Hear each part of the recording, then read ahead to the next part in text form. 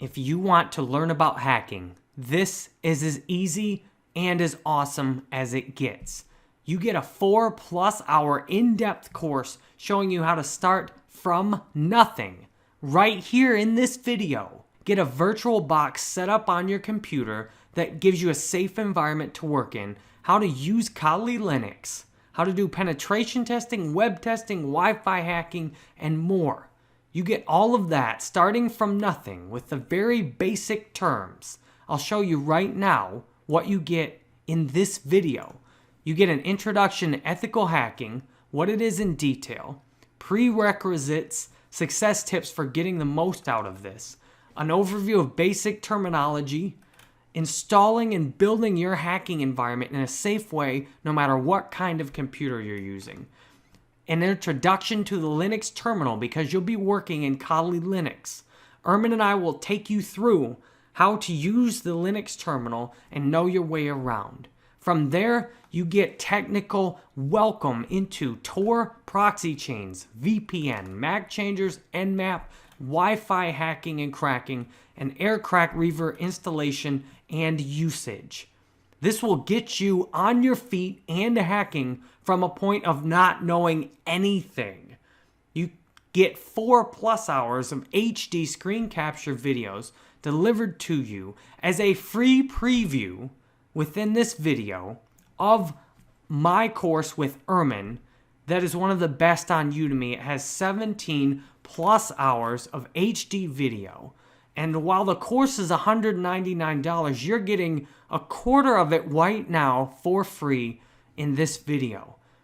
The best part about the course is you have a place to ask and get your questions answered. Ermin only answers questions in the course, and that's the main value of it, in addition to getting the 12+ more hours of HD video and full-length tutorials on the more difficult parts of how to do hacking online. You can get into the course for only $25 when you visit my website, jerrybanfield.com/Udemy, and grab a coupon. So enough about what this is. Here you go. Here it is. Enjoy. 4+ hours from zero into being a hacker, getting you functional and ready to go. Hello everybody and welcome to this introductory video. Today I will be talking about ethical hacking, and I will also introduce you to the course itself. So first off, you might have noticed that the term ethical hacking is composed out of two words. You have ethical and you have hacking. Now hacking, the definition of hacking is quite broad. I mean, it encompasses a very wide range of activities. However, if you actually go to any of the online dictionaries pretty much, and if you type in the term hacking, generally it will say that it has something to do with computers. I cannot say that that is not true. However, that is only a small portion of the definition. Rather, instead, the act of hacking is actually having any system, and I mean any system, not just a computer system, not just a digital system. In fact, the system doesn't even need to contain any electronic parts. So literally any system, having it do something that you intended it to do as opposed to what it was designed to do. Now here is one short example that has been cited over and over again. You have a lock, basically. You have a door lock in your house. Everybody has one. Well, I sincerely hope that you have one. And the purpose of that lock is to prevent intruders from entering. So anybody who does not have a key cannot enter. People enter without a key anyway, because they pick the lock and then they enter. And that itself could be considered an act of hacking. Also an act of burglary, but that's another subject. Anyway, the ethical side of it would be when you have these large automobile industry manufacturers, and then they hire these burglars to come and pen test their locks. So basically they pay them very good sums of money to go to their factories and to try to unlock their cars. This doesn't need to apply only to locks for cars. It can also apply for your door locks. Manufacturers of pretty much all sorts of locks, they hire people to actually try and pick lock them, and then if they succeed doing it, and if they succeed, they pay them a very good sum of money. I do believe that prices for one car manufacturer, they went up to 1 million euros if you manage to break their locks. But what I'm trying to say here is that they have the ethical side of it would be when you have a permission to do it, when it's within the constraints of the law. And the act of hacking itself can be within the constraints of the law, but doesn't necessarily need to be. Anyway, we will not be focusing on those types of locks today, or during this course. During this course, I will teach you how to penetrate networks, how to exploit systems, how to break into computers, how to compromise routers, etc. You will be after you've finished this course, after you've absorbed all the information in it, you will gain the ability to do some serious damage. Now, because of that, I wish to give a disclaimer here. So first off, I do not encourage any sort of illegal activity. Furthermore, I strongly advise against it, and I am against it. So you do not have any legit need to do anything that is against the law with the knowledge that you're going to get during this course, because you're going to get some pretty good knowledge and you can abuse it very easily. It's not that difficult to abuse it. The opportunities are everywhere. They're endless because people tend to use insecure systems, or they use secure systems but they don't know how to operate or configure them, and then in turn those secure systems become insecure. But what I'm trying to tell you is there really is no need. I mean, if you want to do it for the money or something like that, you can make the same amount, if not more, in a perfectly legitimate way. People will pay you to actually test their networks and to see if you can find any vulnerabilities in them and then report them, perhaps even fix them. So, however, if you do decide to do something against the law in any country, I am not responsible for it.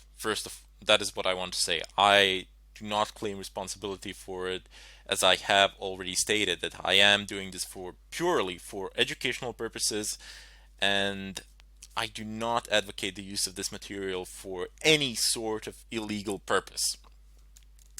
Now, I hope you understand why I had to make this disclaimer, and I this is not what I said. These are not just empty words. I really do stand by it, and that is my philosophy as well. In any case, during this course, I will show you numerous examples, methods. You will need some prerequisites over which I will go in the next tutorial. But you're in for a ride, so sit down, be patient. That is a very important thing in this line of work. Patience, because everybody has everybody out there, if you are looking at this tutorial now, if you've typed in the term ethical hacking, I'm guessing that you've seen I'm guessing at some point of time in your lives, like myself, you have seen a movie that involves some sort of hacking with computers, and you see this terminal and you just see them typing in something there, and it just basically works. It works within 5 minutes or something like that. Let me tell you something. That has nothing to do with the real world, or very little to do with the real world. In the real world, people spend countless sleepless nights trying to do something, trying to obtain access, trying to bypass a password protected file or something of a kind in a server, trying to escalate privileges, trying to inject in a SQL injection or something of a kind. And they not only spend countless sleepless nights doing it, but they also spend a long time planning, preparing, and getting a general idea of what they can do, how they can execute an attack, etc. These are not things that you will be able to do within 5 minutes after you sit and open up your computer, your desktop computer, or whatever. You will need time, you will need patience, but above all, you will need to be curious. Curiosity is one of the first steps here, and obviously, since you've actually chosen to listen to this tutorial, to go through it, you do possess it already. You just need to build on it a little bit more, and you'll be where you want to be. In any case, I hope to see you in the next tutorial, and I bid you farewell. Hello everybody, and welcome to this tutorial. Today I will be talking about some of the prerequisites that you will require if you want to follow this course through. One of the first things that you need to be familiarized with is your working environment. So for myself, I have chosen to use two Linux distros. One will be Fedora 20, which is the operating system that I am using anyway, and also I will install a virtual machine. That virtual machine will be Kali Linux. Basically, it is a Linux distro which contains a great deal of pen testing tools, so it's very useful in that sense.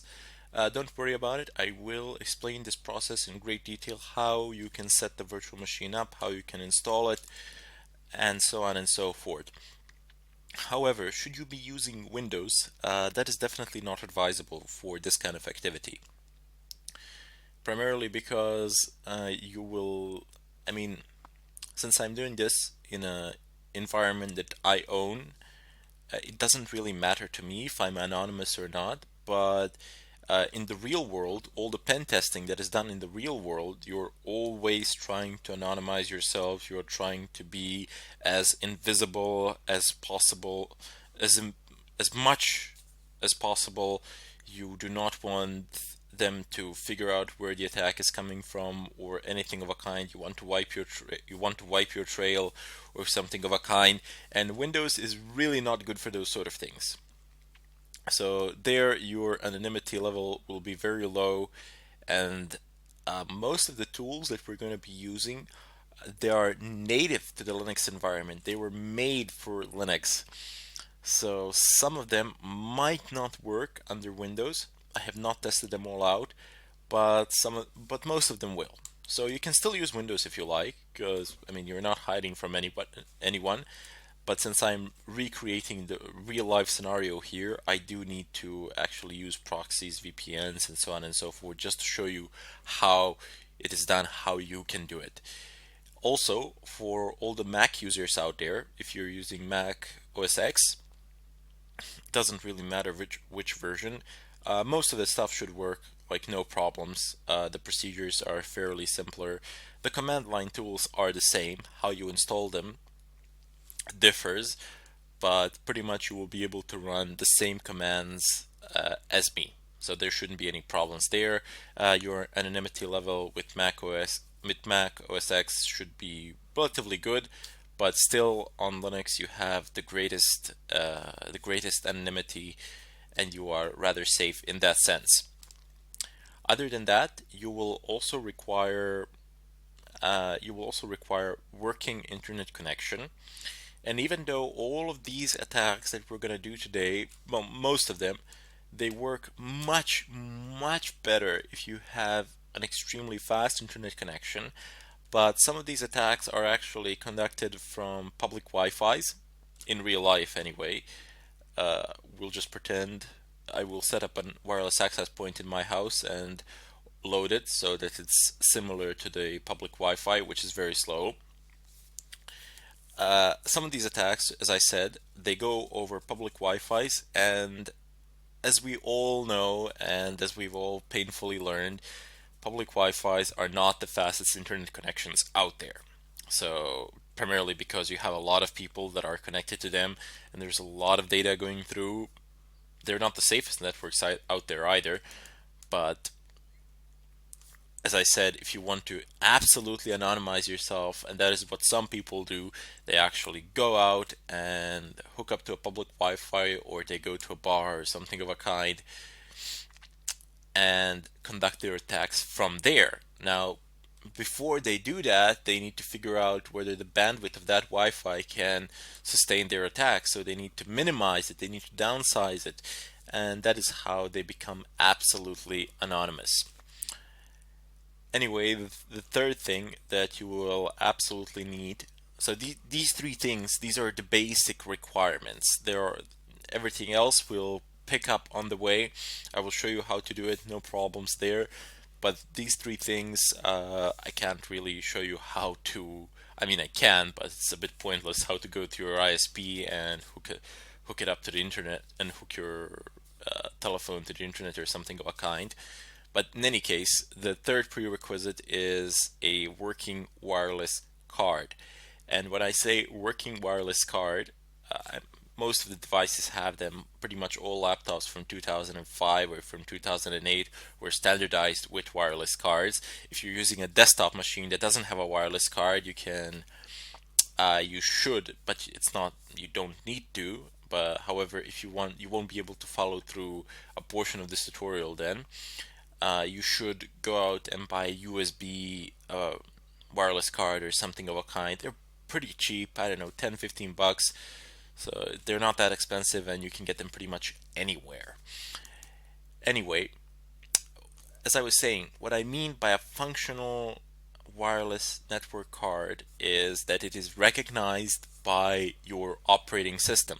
So if you are using a Linux distro like I am, you need to make sure that that the kernel of this Linux distro actually has the necessary drivers for the wireless card that you are using at the moment.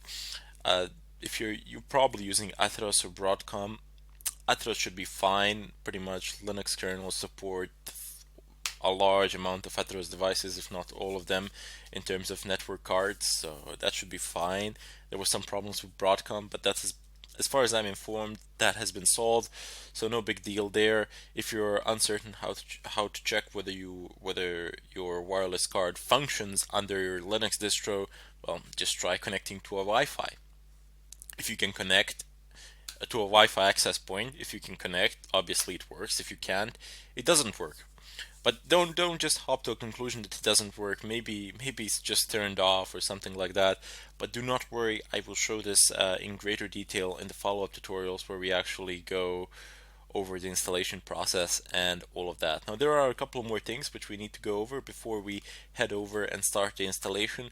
Uh, I would just like to go over some basic over some basic terminology that you will need in order to be able to follow this course, in order for you to be able to follow the future tutorials.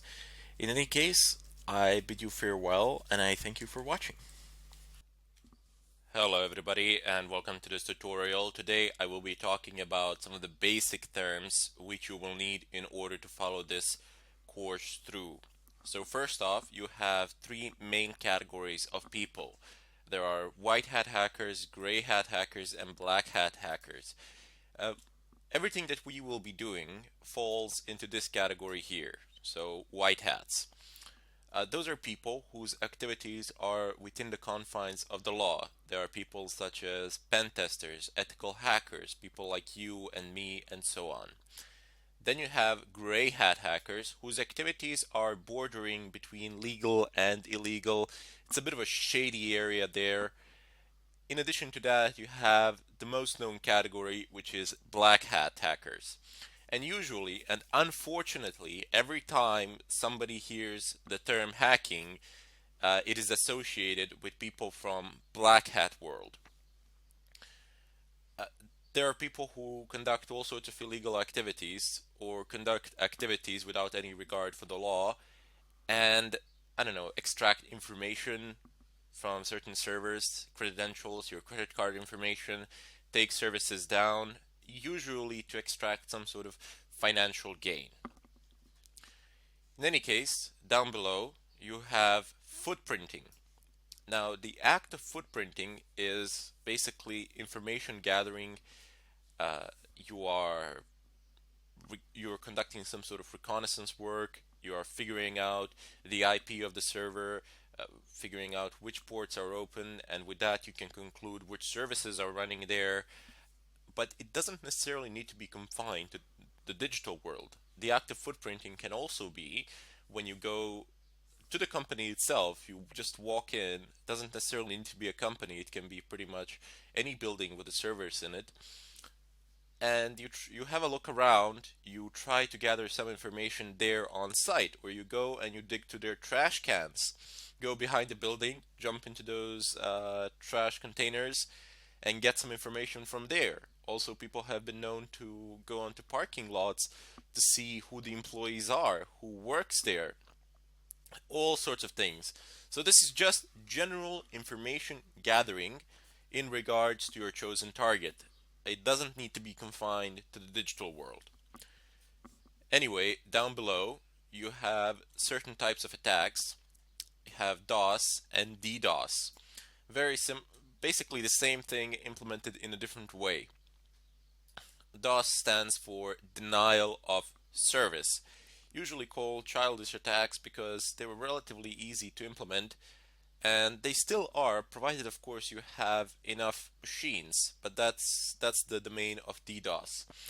In general, what happens here is that you perform a certain amount of requests, more requests than a server can handle, and then server begins dropping connections.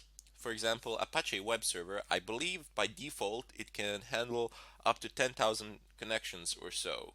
And if you can make more than 10,000 requests, basically everybody else making any sort of requests will not be able to access the website because their connections will be dropped simply because Apache will say, okay, I have too many users, I have more users than I can handle, all the other connections will be dropped by default, thereby making the site inaccessible even though you haven't really broken any codes, you haven't really broken through any firewalls or stole any passwords or anything of a kind. But when you're DOSing something, it's just you. So all the requests, everything is coming just from your own computer. And that is not always the most efficient of ways. In fact, it generally can only work if there is a flaw in the way in which requests are processed.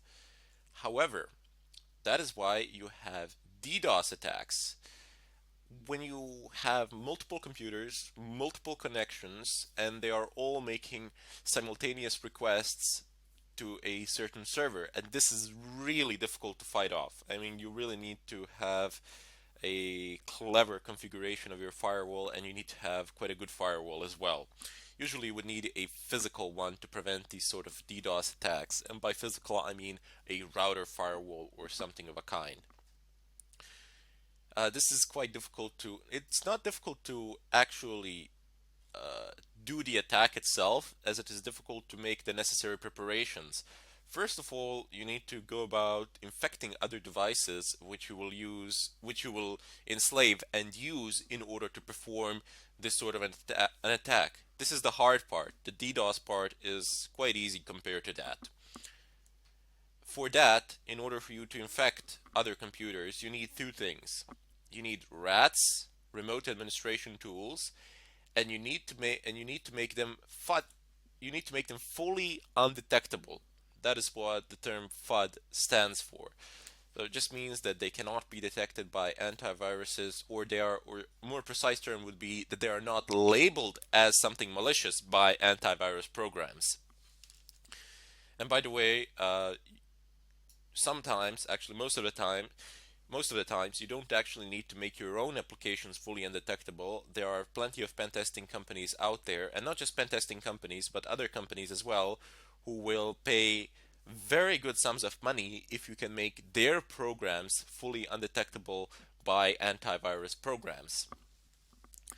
Down below, the RATs, remote administration tools. Now, they themselves are not some sort of hacks or anything of a kind. You just basically put them on a USB stick or something of a kind, send them in a mail, share them in a zip file, and in such a way, that's just one of the ways to infect other computers, other devices, enslave them, convert them into your slaves, into the slaves of the main server, wherever that might be, wherever you might set it up. And then you can use all of those computers to conduct all sorts of activity. This is very good because it anonymizes you to a very large extent. It is very difficult to track you. It is very difficult to track somebody down, whoever is doing this, primarily because the users who are infected, they have no idea that somebody else is controlling their devices, because nothing is really happening on your desktop. You can't really see. All the processes running are being run in the background, and your processor is executing them using up. The only way to see it would be basically to start up a task manager or something of a kind, and then see the running processes, and perhaps you could spot it there, but not even there if somebody has implemented a rootkit. So a rootkit is a tool basically which you install onto an operating system, and it is able to hide running processes from the system itself. So when you, for example, start a task manager in Windows or something of a kind, the purpose of a rootkit would be to hide the processes from the task manager. Basically, how it works is that task manager requests information from the system, from the kernel, and then the kernel of the system responds, which is the core of the system where all the drivers and the key functionalities are. The kernel of the system then responds, hey, I have this, and this process running, here you go. But what rootkit would do is redirect those requests from task manager to itself, and would basically say, I don't have such processes running.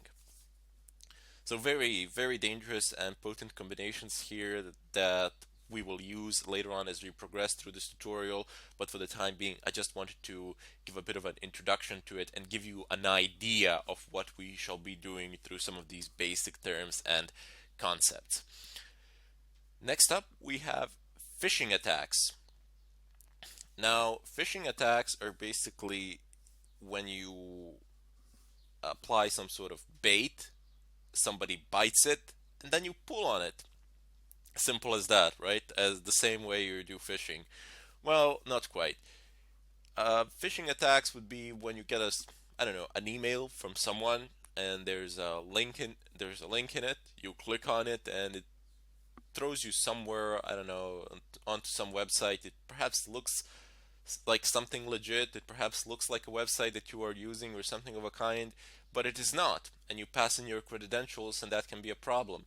But this is generally avoided today. This is not something that happens in such a way. Rather, instead, what happens these days is that the DNS servers get changed on your routers, and once that happens, all the requests that you make on your web browser get redirected. So for example, if you type in facebook.com, you're going to get a domain with facebook.com from some private DNS server, God knows where, whose MX records are altered, and they have been configured, for example, to make redirections, to interpret, sorry, not redirections, but rather instead to interpret facebook.com to a certain IP address that does not belong to Facebook or anything like that.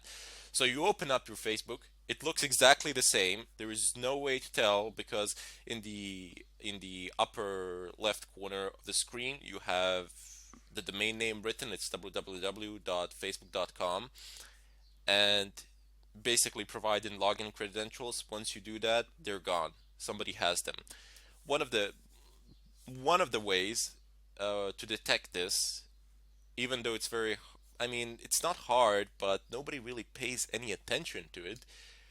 In the upper left corner, you might check whether the protocol is HTTPS instead of HTTP. Because usually, if these kind of attacks are conducted, it's not going to be HTTPS, as that is a lot harder to implement. But if it is HTTPS, there really wouldn't be any legit way of figuring it out other than actually checking the keys, checking the certificates, and nobody actually does that. I mean, well, maybe not nobody, but 99% of users out there are not going to bother to go about conducting such checks. Anyway, I know it sounds a bit complex, but believe me, I will explain this in great details. I will give you several demonstrations, and by the end of this course you will understand and know how to do this with great ease. It will not present a significant obstacle in your line of work. Excellent. Now that we have approximately half of these terms out of our way, I will continue to deal with them in the follow-up tutorial, and I sincerely hope to see you all there. Hello everybody, and welcome to this tutorial. Here I'm just gonna continue from where I left off in the previous one. If you have not seen the previous tutorial, I strongly urge you to do so, as the two are closely interrelated, so to say. Anyway, previously we've discussed some of these things such as DOS, rats, phishing, and so on and so forth. But here I want to go a step further and tell you about SQL injections, VPNs, proxies, stores, EPS keyloggers, and so on and so forth. You will see how all these things will play a role later on throughout the course. But for the time being, you have SQL injections, which simply passing SQL queries to HTTP requests. If they are not properly formatted by the PHP code on the server side, this can present a serious problem. And this is always one of the primary consideration of all the web developers out there. Later on I will demonstrate how you can use these, formulate them, and there is a large amount of websites that are vulnerable out there, primarily because the frameworks on which they're based are vulnerable as well. Next up, you have virtual private networks, so VPNs. These are ways of anonymizing yourselves. Basically, if you have a VPN provider somewhere, and if you want to anonymize yourself, you will route all their traffic through this VPN provider, and all the traffic between you and the VPN provider will be heavily encrypted. So any other server out there that is receiving requests from you, it is actually receiving them from VPN. There is no real way of detecting you or finding your physical location unless the VPN provider actually gives it up, which doesn't really happen if you pick a right one. Down below you have proxies. Now proxies are a less reliable way of staying anonymous, but you should always make it your common practice to use SOCKS 5 proxies. I will explain what these are. I will introduce them when we do proxy chains and when I explain to you how you can actually stay anonymous while conducting these sort of activities. You will realize that you can route your connection through several proxies, but very soon you will see as well that that doesn't always work. I mean, in the movies or something like that, you see people going through 10, 20 different proxies. In reality, that would be very, very difficult to implement, primarily because of internet speeds, because of the available bandwidth. Most of the free proxies out there are not very fast, and routing your connection through several of them will make it very difficult for you to do anything in a reasonable amount of time. There are of course paid proxies, but when you pay a proxy, you leave a digital footprint somewhere so you can be traced. Down below you have Tor. Now Tor is absolutely free, open source, and it is much faster than proxies. It's not faster than VPNs, but it is faster than proxies. It gives you an ability to Torify your applications, which in essence means simply routing traffic through certain routes and using certain routers on the internet to actually, not just routers, but using certain devices on the internet for your packets, for your connection to go through. It can be slow from time to time. It is not a 100% guarantee, but you will be anonymous to a very large extent if you are using Tor. There are ways of detecting you, but they are highly unlikely to happen. Like 99.99% of time, you will be almost 100% anonymous, which is a very good way of functioning. Also, you have the Tor browser, which allows you to access dark web or the hidden web, however you wish to call it. Basically, those are .onion websites, and they are not indexed by any of the search engines out there, and they cannot be accessed via regular internet from the regular internet browsing perspective. You cannot, I mean, if you open up Firefox and if you have your internet connection, and if you don't have your internet connection configured in a proper way to connect to Tor network or something of a kind, you will not be able to access any of the hidden webs or dark webs, website services, and so on and so forth. I will also show you how to access dark web and how to use it, as it has a vast amount of resources that are at your disposal, most of them free, some of them paid, and so on and so forth. Down below you have VPS. These are virtual private servers. It is a method of, it is a secure, it can be viewed as a security layer. For example, if you have an Apache server running on your physical machine, you can have a virtual machine within that physical machine which will serve as an SQL server for that Apache server. This is done so that the SQL server cannot be accessed from outside and that you don't have an SQL port open on your physical machine. So only devices, only programs and users from that particular machine will be able to access the virtual machine where the SQL server is. Bit of back and forth action here. It might sound unclear or something like that, but I don't want you to worry about it now. When I show you the examples, when you get into it, you will understand it. I guarantee it to you. So no problems there. Here, I'm just introducing you to the terminology and giving you an idea of what is to come.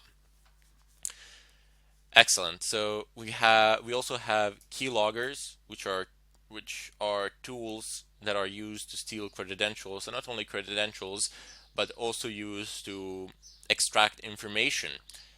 If you manage to deploy a keylogger on a machine, you can configure it to record all keystrokes and then to send them to a mail address, to an FTP server. Today, keyloggers are advanced to the extent that they have like 100 options or so, configurable to the fullest of extents, and you can do pretty much whatever you want with them. I mean, they have their basic functionalities still. Basic functionalities is still there to record the keystrokes, but not only do they record the keystrokes, for example, they can extract existing information as well. You can configure their behavior, how the stealth level of the keylogger, how will it hide, where will it go, where will it be installed, what sort of information do you want to extract, do you want to monitor particular folders for activity, and do you want to record it. You can configure them to take screenshots, you can configure them to use the camera on the device on which you have deployed a keylogger to take a picture every 5 minutes or something like that. That wouldn't be the brightest of ideas, because obviously somebody would see that you're taking a picture. But those are just examples of what you can do with them, and later on we will actually download the genuine keylogger, install it, deploy it. We'll show you methods of deployment and how you can configure it as well. Although you should be very careful from where you download your tools, such as keyloggers, remote administration tools, rootkits, and so on and so forth, primarily because you never ever want to download a uncompiled binary file that is not open source, because you have no way of knowing what's in it, and you absolutely never want to run it on your computer. You might get what you want, a keylogger or something of a kind, but your computer might get infected with exactly the same keylogger that you plan to deploy somewhere, or with exactly the same rat that you intend to deploy somewhere. So that's not a very bright idea. You should use verified sources of such tools.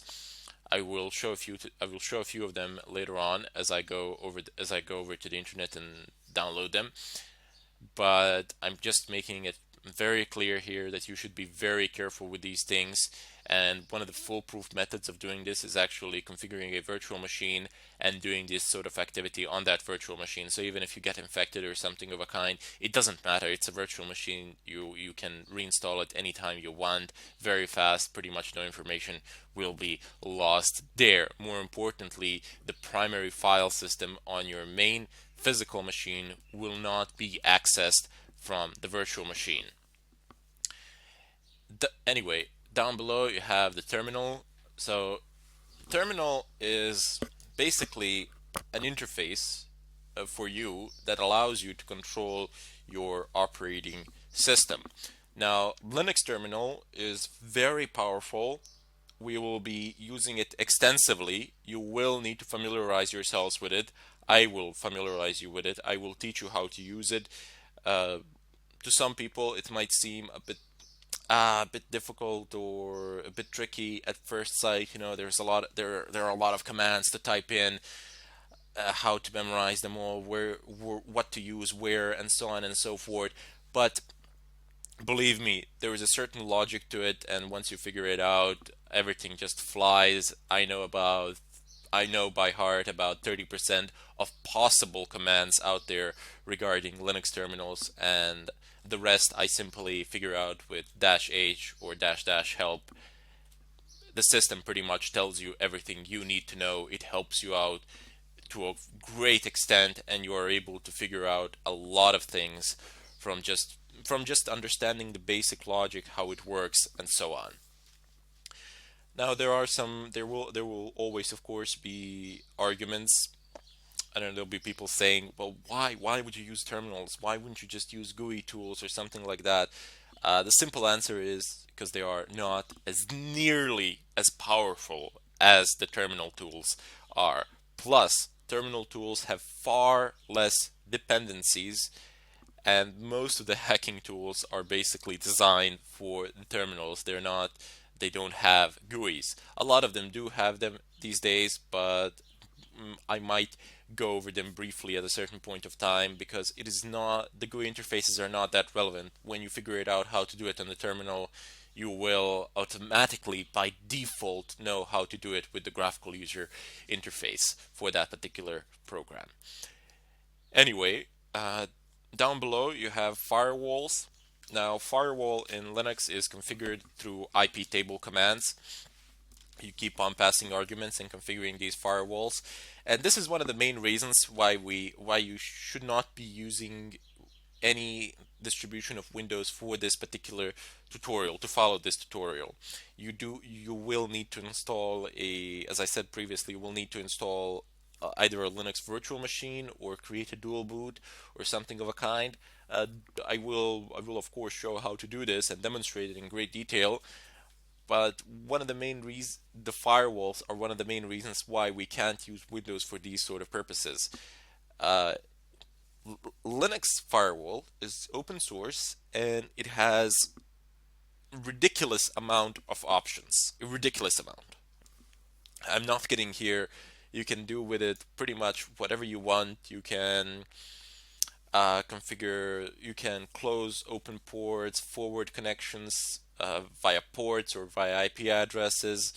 You can just forbid certain protocols on certain ports or forbid certain protocols for certain IP addresses, do all manner of forwarding and redirection, and so on and so forth. This is all available for free with a Linux firewall, whilst in Windows you will have some of these options, but most of them you won't, unless you, for example, buy a certain package or something like that, which is not something that we really want to do here. We want to keep this budget friendly, and we want to have a powerful firewall which can do pretty much whatever we want it to do.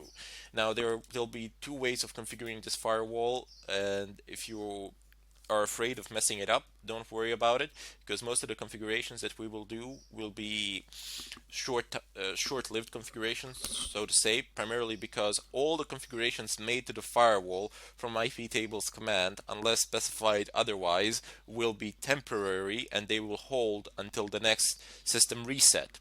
There is a way to circumvent this, of course, and to configure the firewall rules in the configuration file directly, and thereby making the changes permanent, which is also one of the ways of doing it, but I don't generally prefer it. I prefer to have a script somewhere which you can run at any time, and it will configure your firewall by default. This is primarily because you won't have your tool set on a USB stick or somewhere online or something of a kind, and you have these quick scripts which you generate, and then perform these tasks for you in an automated fashion. It's really simple. I will show you how to make these scripts. You do not necessarily need some advanced programming knowledge or anything of a kind. Basically, what these scripts are a list of Linux terminal commands, which we will do anyway. So basically, the script would consist out of a list of those commands, and then you just change the mod of the script to be an executable file, run it, and all those commands are passed to the system, and those tasks are finished in an automated fashion by default. Anyway, one of the final things that I wish to address here are reverse shells. So there are hundreds, if not thousands, of reverse shells out there that you can use. I will pick a few that we will use depending on the framework, depending on the environment, of course, that we want to infect. But in essence, what reverse shells are, as the name itself says, you have a program with which you infect another device, and then that program opens up a reverse connection from that device back to you. So you can keep on passing commands, you can keep on controlling the system even though you are nowhere near it. There are different types, of course, today with routers and so on and so forth. With such firewalls, you do need to do a lot of extra configuration, and there are problems that need to be solved and addressed. You will see how when you are trying to break into a single computer, sometimes you need to break into the router first. Usually, you need to break into the router first, unless you're performing these phishing sort of attacks or there's a web server or something of a kind running in the background.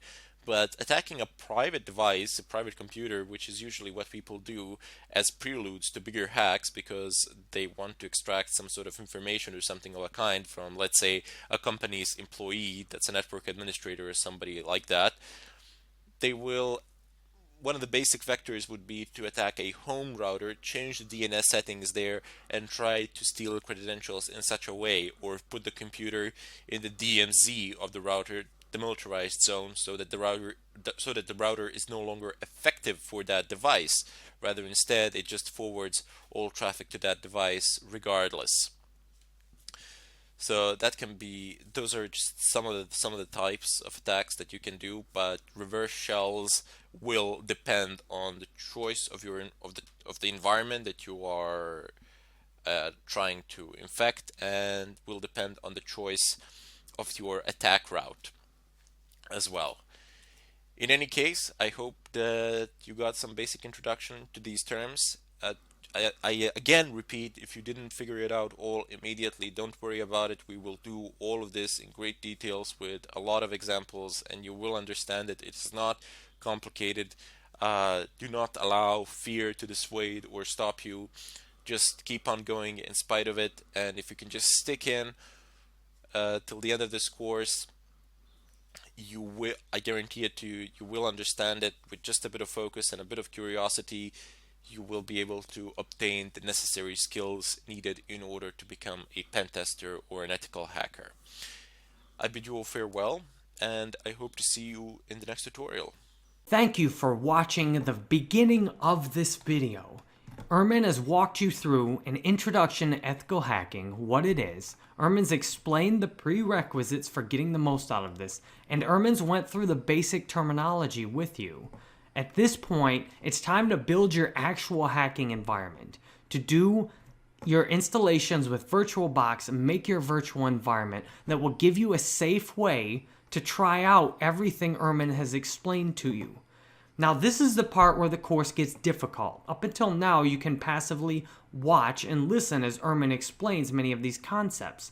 But this part of the course requires you to start doing things. It requires you to start trying things. And if I've noticed one thing consistently in the course discussions, it's that people start having trouble at this section, at this part of the material. So, what you can do to get help is to enroll in this course on Udemy.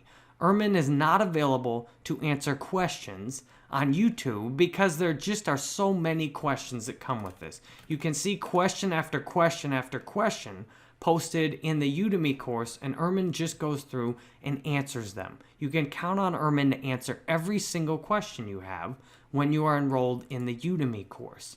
So all you have to do that, the course is $199 on Udemy. Now you can go buy it straight off of Udemy if you want to. I recommend, if you want to get it for the best price, to go straight to my website and grab a $25 coupon. You just go to jerrybanfield.com/Udemy, and I'll make sure to gratuitously feature this on the video. And then once you go there, you just click on the coupon that gives you access to the penetration testing and hacking course. That right now is in the trending, but it might be somewhere else on the actual page. You'll see I have a lot of courses up on Udemy, and this is the course you're previewing right now.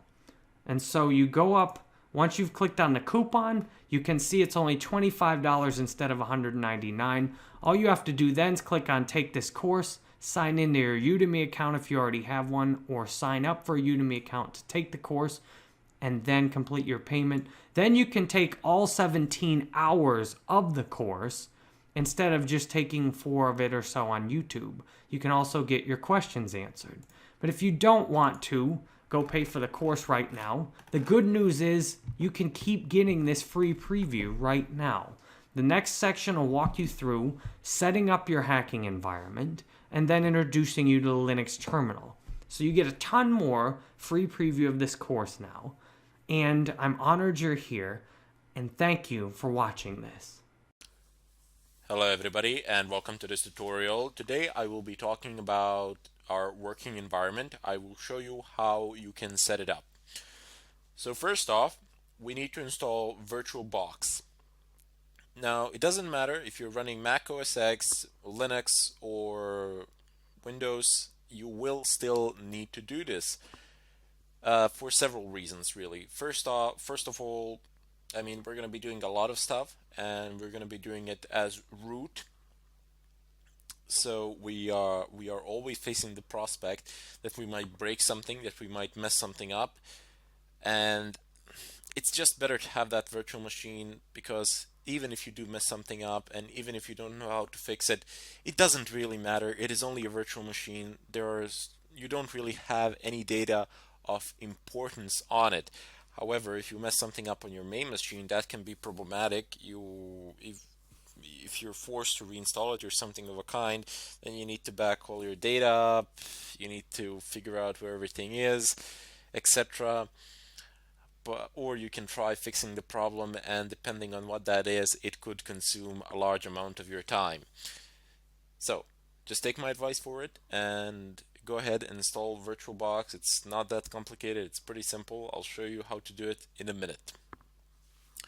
There is another reason why we're installing a virtual machine, and that is safety. We're going to be downloading a lot of stuff from the net, and even though I will be using sites that I consider to be safe and that a lot of other people consider to be safe, it is always good to have that extra layer of protection. So even if something happens on your virtual machine, even if it gets compromised or something of a kind, it's fine. It's a virtual machine. No problems there. There's nothing of importance there. Your private information is not there. Your credit card is not there. There is literally nothing there aside from the tools that you are using that can be obtained from the internet anyway. So without further ado, let's just go ahead and see how VirtualBox is installed. Now there are two ways of doing this. One is preferable over the other. So the first method is a lot simpler. So you can just go ahead, open up your favorite browser. Mine is Firefox. Use your favorite search engine. Type in VirtualBox. Press enter, and there you go. Straight off the bat, you have official site VirtualBox. Just gonna go ahead and open it. In the left corner, it says about screenshots. There's a download of documentation here. For the time being, there really isn't any need to go over it. Rather, instead, just click downloads. Excellent. So here you have a list of host machines.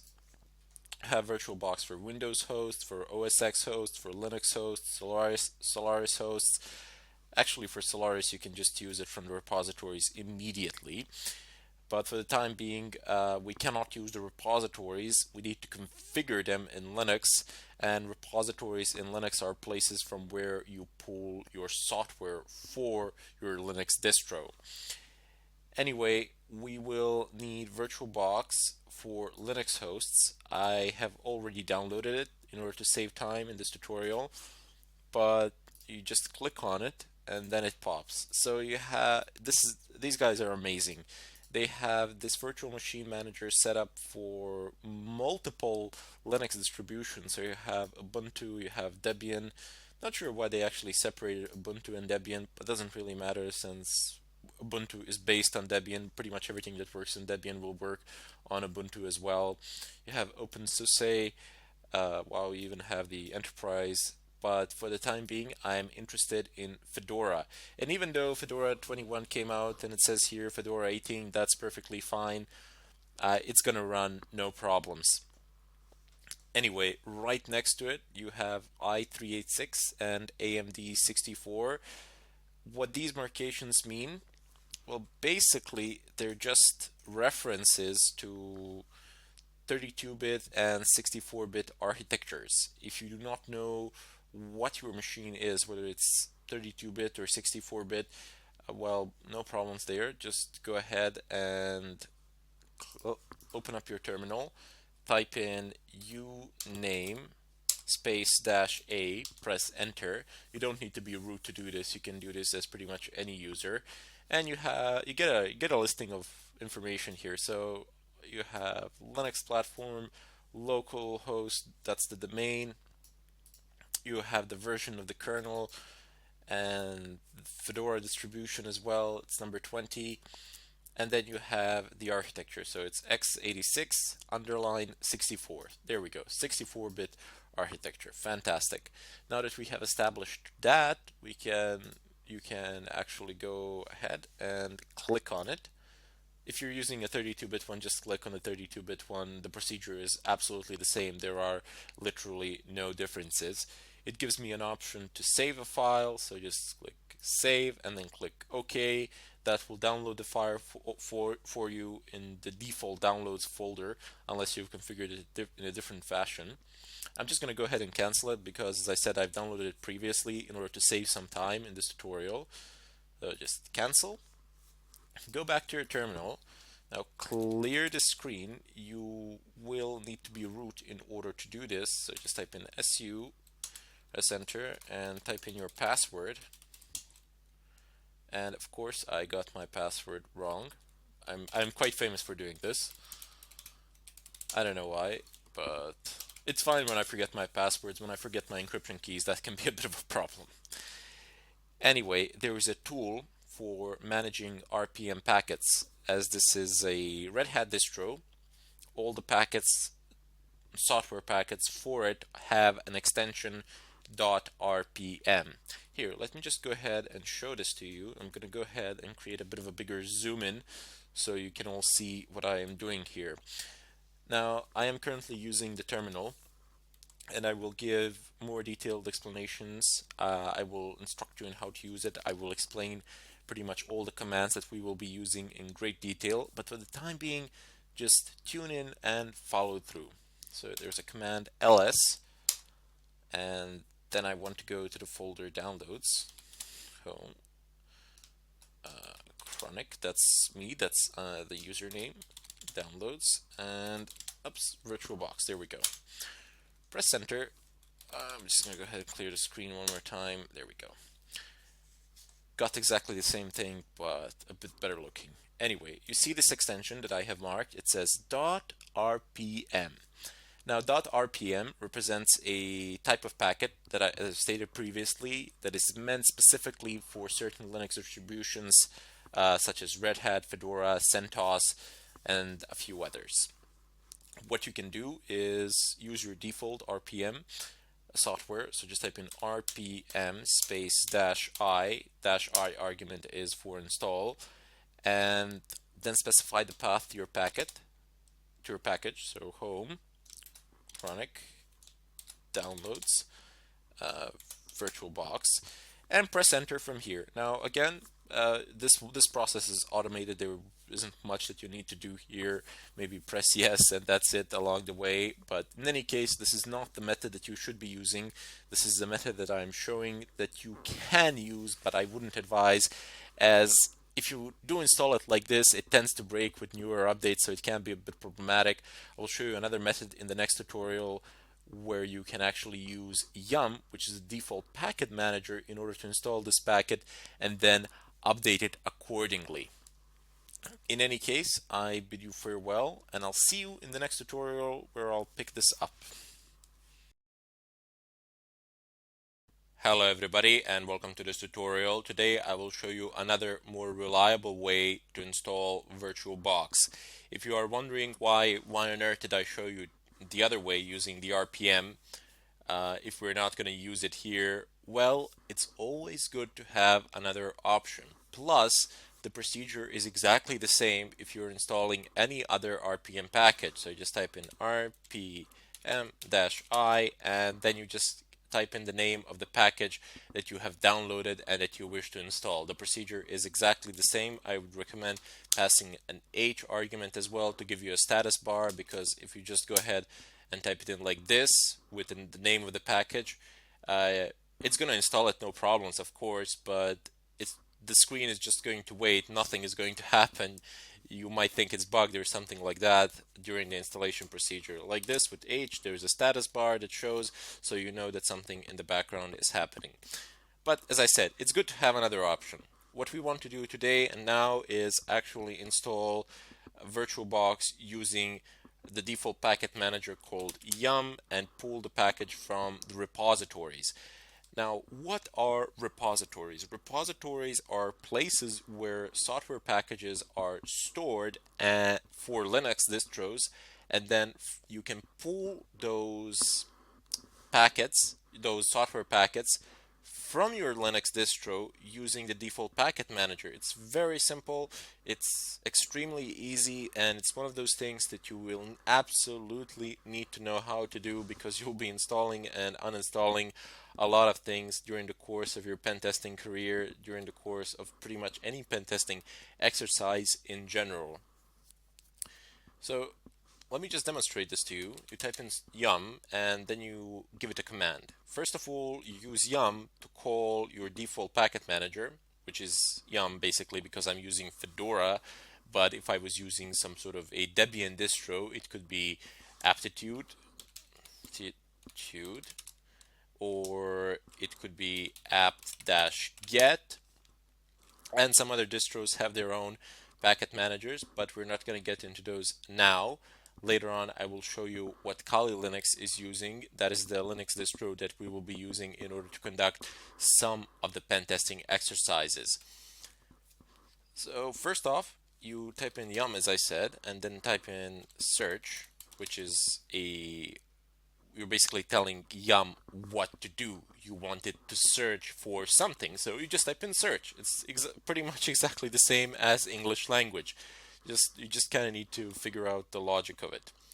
And then you want to search for an approximate name of the package that you want. So perhaps you don't know the full name or something like that. Don't worry about it. Just type in a portion of the name. It will suffice, and pretty much everything that contains that portion of the name will be displayed. So we know what we want. It's VirtualBox, and you might think that this is the full name of the package, but no, it is not. Soon you will see. And there you go. It has printed out every package that contains VirtualBox in its name, the word VirtualBox in the name of the package or in the description of the package, because you see you have the name of the package here, colon, and then you have the description of the package here. There are a lot of things have popped with the name VirtualBox, and you're wondering perhaps which one to install. Well, you need the Kmod one, and here you have the kernel version and the Fedora version. So FC would be the Fedora version, and here you have the architecture. It's 64. I can't select it. There we go. It's 64. and here you have the kernel version, so you can compare it to what you have, and based on what you have, what your operating system is, you can pick it from here, assuming that it's a Fedora 20. You can use any other distro. The procedure is fairly the same.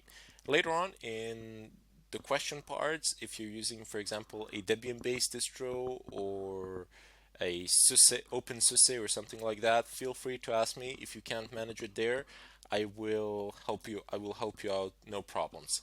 But for the time being, I'm just going to go ahead and install it here. Let me just go ahead and clear the screen. In order to install the package, you need to type yum install, and then you need to go ahead and type the name of your package, which would be the last one for me anyway. This one. Oops, here we go. The name is a bit long, so I'm just going to go ahead and copy it. But you see, there is one fundamental problem here. The VirtualBox package is not found in the default repositories of Fedora. And that is a bit of a problem, primarily because none of these commands would actually work if I did not previously import RPM Fusion repositories. RPM Fusion is simply the name for a certain type of repositories containing certain types of packets. So I have imported those repositories, and now I can pull information and packages from them. If I did not do that previously, I would not have been able to do any of these things. Yum search VirtualBox would yield no results of whatsoever. I would get a blank screen. I would get like a message here saying that no packages were found that matched this particular name, and then just a blank screen. That's it. So that can be problematic. In order to solve that problem, you need to go ahead and open up your favorite browser. I already have this website opened. To save a bit of time, it says rpmfusion.org /configuration, but here let me just go ahead and search for it. So type into any search engine RPM Fusion, it's gonna pop, do not worry. So it's rpmfusion.org. Click on the website, open it up, and here you're gonna get instructions immediately. It's a very simplistic website. There isn't any tinkering that you need to think about or some advanced configuration. Nothing of a kind. It just says for users and says enable RPM Fusion on your system. Click OK. Not OK, just click on the link, and there you go. You get a listing here. You get a listing of downloads. It says free and non-free. And don't be intimidated with this non-free. You do not need to pay for anything. It is non-free for redistributable software that is not open source software as defined by Fedora licensing guidelines. So this non-free does not refer to money. You do not need to pay anything here. I cannot make that any clearer. It simply refers that the software is not open source software as defined by Fedora licensing guidelines. So it might actually be open source, but it just doesn't fit within the boundaries of Fedora licensing guidelines. Anyway, that part is not that interesting to you. Down below, the thing that you need to know here is that non-free is actually free in terms of money, but non-free in terms of source code. Anyway, as I said, that's not really that important for you anyway at the moment. Down here, you have actually RPM packages. Remember from the previous tutorial, I've showed you the extension .rpm.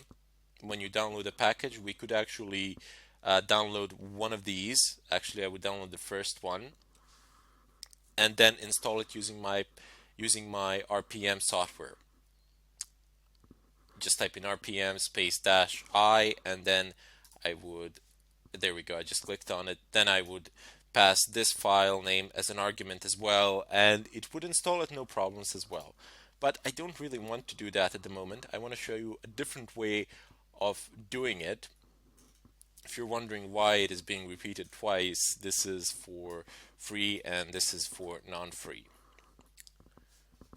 Excellent. What we want is the command line setup using RPM. It says here Fedora 14 to the most current. So mine is 20. It's going to work there, no problems as well. So you have this very long command, and you don't really need to know what every single portion of this command is or what it does. Basic sum total, it imports a repository into your system that you are going to use later on. They have given this command so you can do it from one tap. Basically, you don't need to go about doing things or anything of a kind. You basically just copy paste this and run it. You are using your default package manager, you're using local install option, you are not checking for certain types of keys, you are giving it the place from which to pull it, and so on and so forth. But later on, as we progress through this tutorial, we will deal extensively with Linux command line. So only then will these things become clearer to you. Once I actually explain some of the basic and fundamental things, then you will be able to understand things such as those listed in this bracket. Sorry, not bracket, within the confines of this parentheses, and so on. Because if I start explaining it now, it would make no sense and it would simply complicate things further. As I said, later on, when we get into the command line interface of Linux, when I start explaining it in great detail, there I will begin from scratch and move you basically from beginner to advanced user in a relatively short amount of time, and then you will be able to understand what all of these things are. For the time being, just copy this content, which is within the confines of these quotation marks, and paste it into your terminal. So you do need to be root. Let me just go ahead and exit. I am no longer root, as you can see. I am now my regular user, Chronic. Just type in SU, type in your password, and paste this. Press enter. Okay, obviously it won't install here because I already have it installed. Yeah, it says nothing to do of whatsoever. But on your system where you do not have RPM Fusion installed, this would just fly as well. This would just pass, no problems, and you would successfully have installed RPM Fusion on your system as well. So clear. Anyway, I just wanted to show you something else that I neglected to show you a moment ago. This command that we've ran, it actually installs free and non-free repositories. If you just take a closer look to what I am highlighting at the moment, this is the free, so it says http download1.rpmfusion.org/free/fedora/rpmfusion free release. And down below you have the second address, again download.rpmfusion.org, and it says non-free. So I'm highlighting the entire thing here. Let me just zoom it in a bit more so everybody can see. And there you go. You have two completely, well, they're not completely different addresses, but they are definitely different addresses referring to different types of repositories. Anyway, now you can go back to your terminal. Do not log out of root. Stay root, because you will need root privileges in order to do this. Type in yum search once again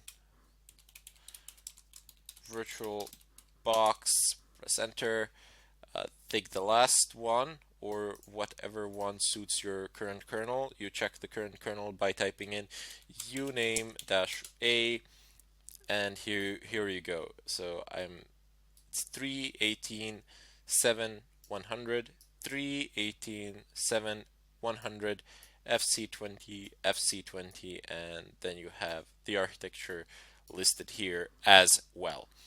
So clear the screen, type in yum install, paste the name of the package, press space -y, and if you have this command, just press enter and it will install, it will run through. I've already installed VirtualBox to save some time as well. You will have it up and running on your system, and after you've installed it, do not forget to type in yum update as well. So let the system just run through the updates, so you would make sure that you have the latest version, that you have everything up to date and running. In any case, that would be it for this tutorial. In the next one, I will start VirtualBox up, explaining some of its features, and hopefully through the follow-up tutorials, I will start installing an operating system within my virtual machine, within my virtual environment, and we'll see how that process goes. Thank you for watching, and I hope to see you in the next tutorial. Hello everybody, and welcome to this tutorial. Today I will go ahead and download Kali Linux and demonstrate the installation procedure as well within a virtual environment. So first off, go ahead and open up your browser, type in Kali Linux, press enter, navigate over to their website. So it's www.kali.org. It's HTTPS, don't forget to check that. Go ahead and navigate over to downloads. Let me just go ahead and zoom in here. Excellent. So here you have images. So it says Kali Linux 64-bit. You can have a direct ISO download of an ISO file, or you can go over to the torrents and download it from there. Now, Kali Linux, due to the amount of tools that it has and that come pre-installed, is fairly massive for a Linux distro. I mean, it's 3 gigabytes, which is huge. Yeah, that the download of 3 gigabytes, it's not just gonna fly like that. Well, maybe it will. I don't know what sort of a connection do you have, but for the sake of this tutorial, I have downloaded it prior to this, so we don't have to go over through that procedure here of basically waiting for the download itself to happen. Or what you want to do, in case you didn't do it, you can just go ahead and click on ISO, click here save, click OK, and the download procedure will begin. It will be displayed here in the upper right corner. So you see it reports an hour and 20 minutes. I'm just going to go ahead and stop that because I don't want that happening. And then you have the torrent version as well. So you just click on torrents, save file, open up what is displayed here, and it should open up transmission at some point of time. It's a bit late. Let me just go ahead and try that again. Yep, there we go. So it has a few files marked here. You can just go ahead and click open, and it's gonna start the download process. This might be a bit of a faster option depending on the status of seeders, but it's really up to you. You can't really go wrong, especially if you have a faster internet connection. It will not matter that much to you. Let me just go ahead and close the browser. Now I need to go ahead and navigate over to my start menu and type in VirtualBox, virtual, and as soon as you start typing, it gives you a list of options. So just go ahead and pick this one. You might want to pin it to a taskbar or something like that, like I have pinned it to my left panel. Open up VirtualBox. Excellent. So I have a few machines set up here. You can see I have like 1, 2, 3, 4, 5. I have 5 virtual machines set up. I can't run them all at the same time because, well, maybe I could if I reduced the amount of resources that I allot to each one of them, but I will not do that now. For the time being, I want to install a brand new Kali Linux. Before I can do that, I need to do a bit of a configuration. So first off, before the installation procedure starts or anything of a kind, I need to create a new environment in which this machine will be installed. So go ahead and click on New. Type in whatever name you wish. I'm just going to type in Kali, so I know that it's a Kali Linux because I have a lot of other virtual machines here, but you can name it whatever you want. The choice is entirely up to you. Type, it's obviously not Microsoft Windows, it's Linux, and it's not Ubuntu 64, but since it's based on Debian, I suppose I can type in Debian 64-bit here. Not sure if they have Kali, probably not. There we go. They do not have it. It doesn't matter. If you type in version Debian 64-bit, this is gonna work, no problems. Just click next. That's it. Here you will allot the amount of RAM that you wanted to have. Now it's not RAM intensive. It should work fine as it is by default, but I just have a habit of allotting it above 1 GB. For the sake of this tutorial, I will allot it to 2 GB of RAM, primarily because we will be working with some of the programs that can be demanding and that can be resource intensive. So I want to do this, but don't worry about it if you've given it too much RAM or too little RAM. You can always change this later on. This is very flexible. That's the beauty of VirtualBox. That's why I like it so much. You can change these at any point of time if you've deemed that you need the resources elsewhere, or that you have more resources that you can allot here. So just click next. Uh, just go ahead and click create a virtual hard drive. Now that is the drive that this machine will be using, and just use this one, VDI VirtualBox disk image. That's the hard drive file type. Click next. Dynamically allocate it. That's very important.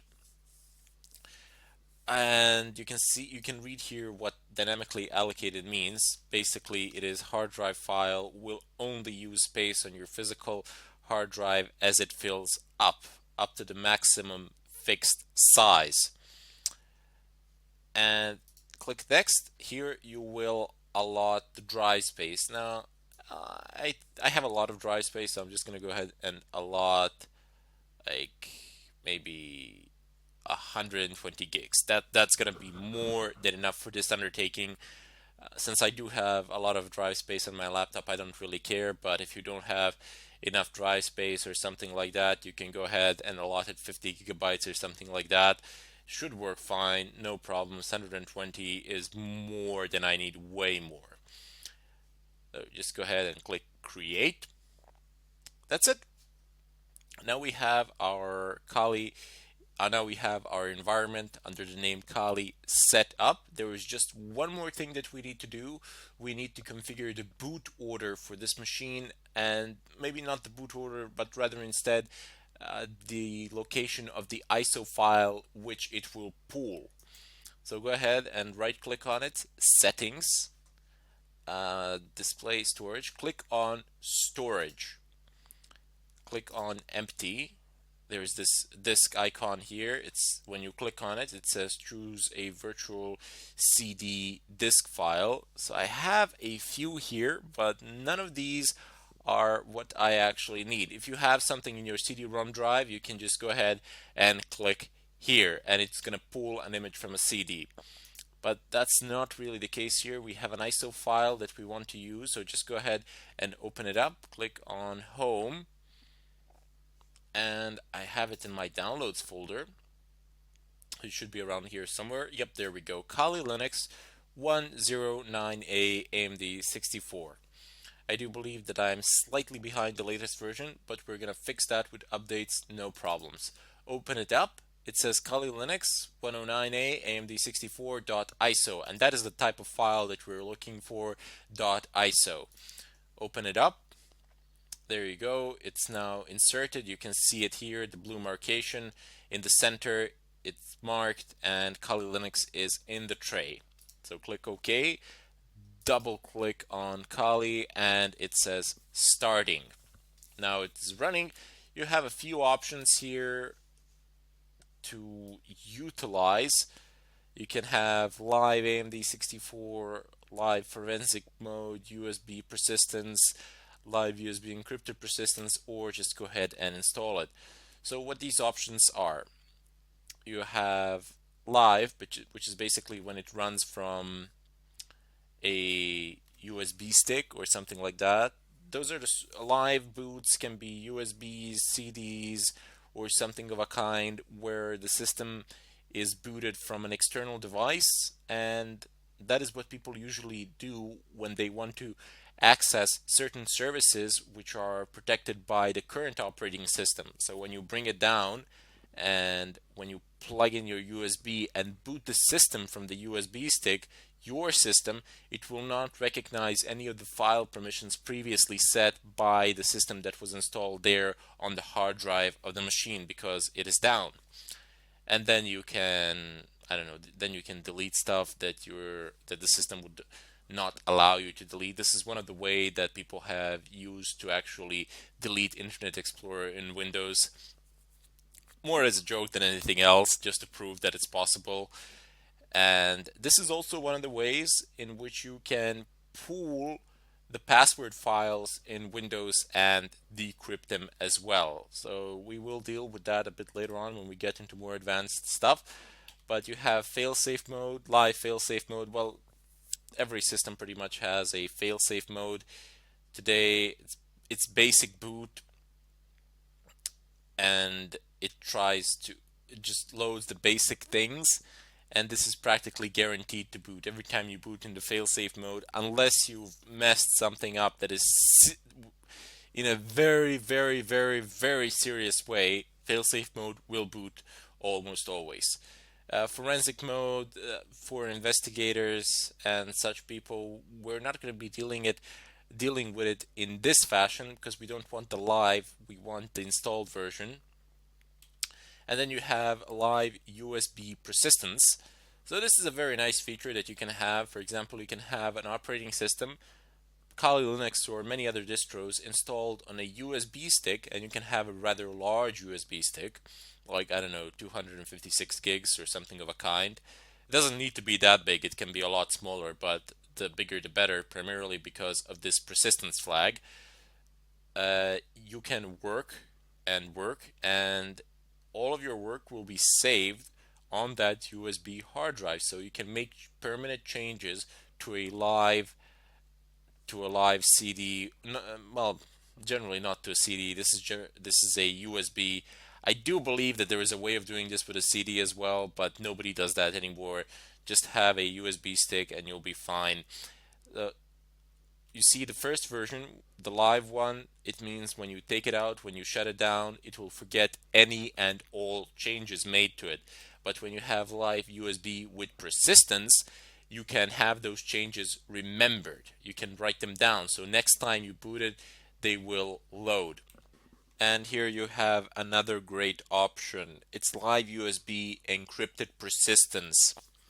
So what this means is basically that all the information contained on your live USB will be encrypted, and if you happen to lose it, nobody will be able to access your data. So provided, of course, that you have something sensitive there worth protecting.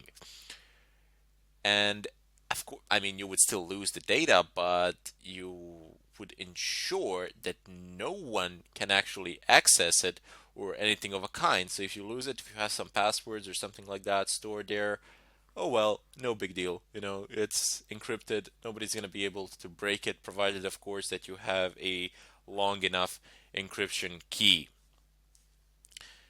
In any case, in the follow-up tutorial, I will go ahead and proceed with the installation.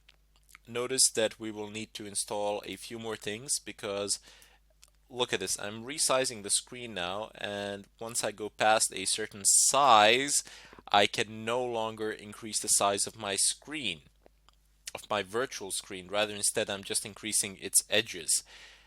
And that is because we need something called guest additions for VirtualBox. Guest additions enable full screen displays of virtual machines. But more of that to come in the next tutorial, and I hope I'll see you all there. Hello everybody and welcome to this tutorial. Today I will show you how to install VirtualBox within a Windows environment. So previously I've showed you how to do it in a Linux environment, and it is a bit more complex there because you do need to add repositories and then pool the packet from the repositories. You can also pull it from the website, but that's not recommended.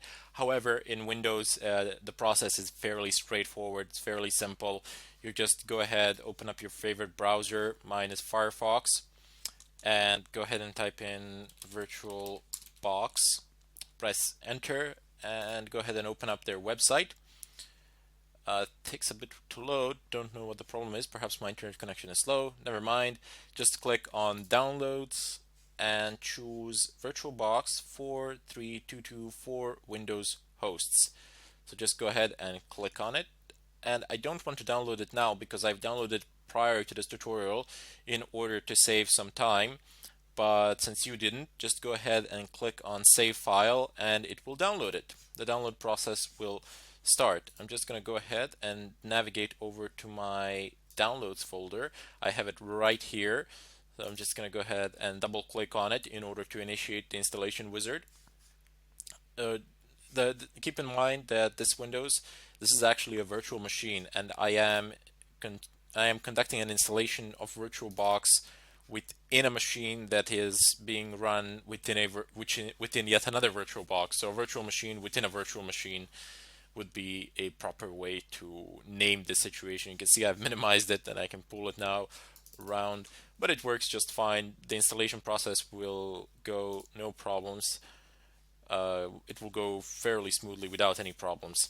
So just go ahead and click next on these options. You can actually browse for a different installation location here, but the default one will do just fine. So just go ahead and click next, create shortcuts, register file association, sure, why not, click next. This warning is basically telling you that it will reset your network connection. So if you don't want that to happen, you might halt the installation process or something like that, but don't worry. Even if you're downloading something, it's not a big deal. If your interfaces are reset, your connection goes down and then it comes back up again, and your download might just stop for a while, and that's it. Continue on later. Anyway, just go ahead and click yes, install, and there we go. Oops, this is don't worry, it's not an error or something like that. It's just Windows asking for our permission. Anyway, the installation process has started here, no problems. And as I was talking about it previously, this is a virtual machine within a virtual machine. The installation of the program will go fine, no problems. However, if you plan to run another virtual machine within this VirtualBox, within this virtual machine, you might encounter some problems. So start the VirtualBox after installation, finish, sure, why not. And as I said, you might encounter some problems performance-wise because, I mean, you would need to have crazy good hardware in order to accomplish this feat. I believe I could do it, but to the point that the virtual OS would function, but to a very limited extent, and that's it. I don't think I could actually do any meaningful work with it. That would be quite difficult to achieve. But in any case, we have our VirtualBox manager here. Here, I'm spinning it around, and the process of creating pretty much new virtual machines is exactly the same, more or less. The options have the same places, so you'll be able to follow this tutorial through even if you are using Windows and have created a virtual machine, for the most part anyway. I'm just going to go ahead and close it now. I will uninstall it here because it's completely pointless for the time being. But in any case, I hope that this was helpful to all the Windows users out there, because let's face it, a lot of people do use Windows. However, for pen testing purposes, for ethical hacking, Windows is not the best operating system to use out there, primarily because it's a lot harder to become anonymous with Windows, to anonymize yourself, and furthermore, most of the pen testing hacking tools were actually designed for Unix, Linux-like environments to work in combination with their terminals. However, the choice of the operating system is completely up to you.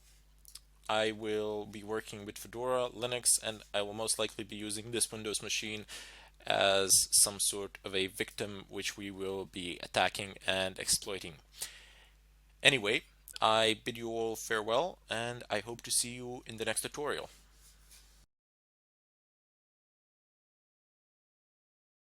Hello everybody and welcome to this tutorial. Today I will continue with the installation of Kali Linux within a virtual environment. You might have noticed that I have two screens on which it is written Kali Linux, and they are exactly the same except one has a bigger font and a zoomed in picture, so to say. So over here on the left side, this is my virtual machine, the window that I'm moving now. This is the actual virtual machine. And the window on the right side, that is just a zooming in app that I have installed in order for you to be able to better see what I am about to show you here, primarily because I don't have guest editions installed on the virtual machine, and you cannot install them until you actually install the operating system first. Therefore, I can't zoom in anything. I cannot perform any operations of a kind, and you can see that the font on the left side is rather small and a bit difficult to see. Therefore, I will perform the work there on the left side, and you can monitor what I am doing on the right. There is no difference between left and right in terms of actions, only in terms of font size. Anyway, I'm just going to go ahead and scroll down to install, press enter, that is what we want, and the installation procedure is underway. By the way, if you boot into live version, the password for the default password for root is just root in reverse, so TOOR. Just a bit of a brief mention there, a bit of extra info that I wanted to throw in there, might come in handy from time to time. Anyway, pick whatever language is suitable for you. You can also pick the uppermost option where it says C, no localization. So if you want a greater degree of anonymity or something of a kind, you can even pick that. But for the sake of this tutorial, there really isn't any need. And even if you do pick a language, I mean, if a lot of people pick English, so that will not footprint you or anything of a kind. So just press enter, and here you can actually choose a country, territory, or area. Well, I don't know, you can choose whatever you want here. I'm just gonna go ahead and click UK because it immediately offers me a British keyboard that I use, so that's very nice in terms of settings. But again, you could have chosen no localization, and this you would not be asked any of these things.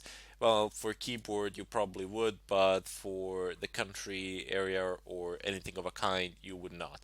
In any case, even if you don't pick the right one here, it doesn't matter. Later on, after the installation, you can configure it any way you like. But it's very nice to do it straight away, saves a bit of work later on.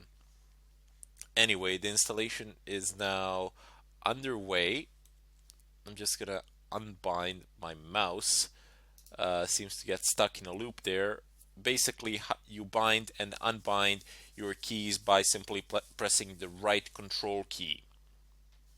That is how you control the mouse. Oops. Just move this a bit so you can see it a bit better. Expand. Nope. There we go. Anyway, there's some auto configuration going on now. Nothing really noteworthy, so to say. Let me just change this a bit. There we go. And you can pick a host name here, unless you have some sort of specific preferences, and you actually have a registered host name or something of a kind, which you do not want to use here, by the way. You can just leave it as default. You can type in you can leave Kali, or you can actually write whatever you want your computer to be called. So I'm just gonna leave it. I'm just gonna leave it default, but you can, as I said, you can write whatever you wish to write there, no problems. So let's just go on to the continue. By the way, you don't have a mouse option here while you're doing this installation. So pressing tab switches between fields and options. If you press space, that means you're marking the field, and tab means switching fields. So you use tab, space, and enter to actually call a function to execute something. In this case, I'm just going to say continue. Here you can type in your domain name. No, I do not want a domain name at this time. Keep in mind that you can configure this later on as well should there be a need for it.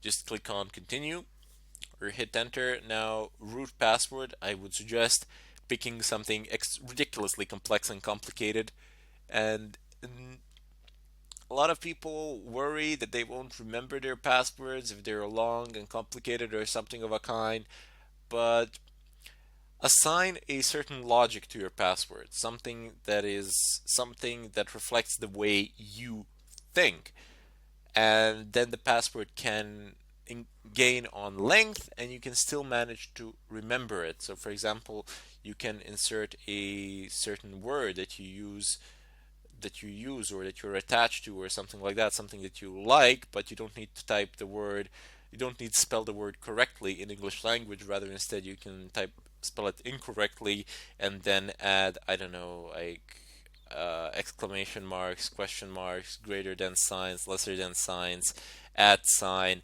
and so on and so forth. But figure something that reflects your logic, your way of thinking, and make sure that it is above 8 characters. Like above 8 characters is a must have. It needs to contain capital letters, uh, a few of them, not just one. You need also a different form of signs. You cannot use just one sign, that's not a good idea. You need to use like 3 or 4 of them in a mixture. The more the better, and don't just type in a word in English language and then type in numbers and then type in signs.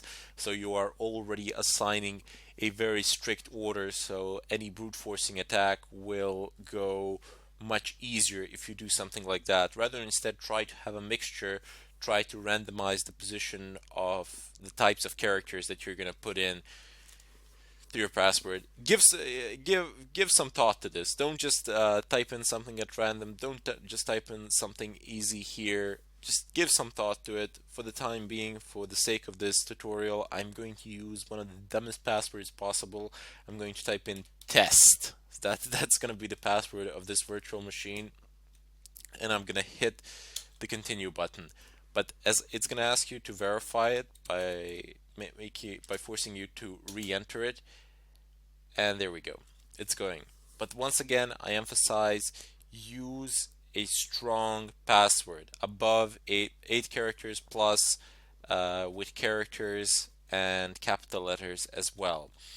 So now we have partitioning methods, and if this was my main machine, if this was my host machine, I would definitely do this manually. I would want my partitions to be configured in a certain way, but since this is a virtual machine, I'm just gonna go ahead and say guided use entire disk. It doesn't matter to me as there is only one partition anyway, and it's 138 gigs.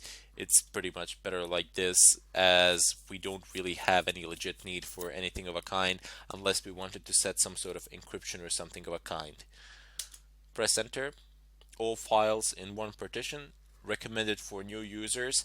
Sure, we can do that. You can separate home partition, you can separate all of these partitions. For example, this is something that I did on my host machine. You have a lot of things that are separate, and my main drives are also fully encrypted. So it would even if I lost my laptop or it got stolen, it would be really difficult to access pretty much anything. Even the BIOS is locked, so you can't even reinstall it. You would literally have to open up the laptop, take the BIOS battery out, which is underneath my main processor, and you're more likely to basically permanently damage the motherboard than you are to actually remove and put back that battery in order to reset the BIOS. It would, that's one of the very nice fail safes for devices, especially for compact laptops. But in this case, we don't need any of that, primarily because such configuration and such things are done on the host machine. You encrypt your partitions there, you lock the BIOS there, and so on and so forth.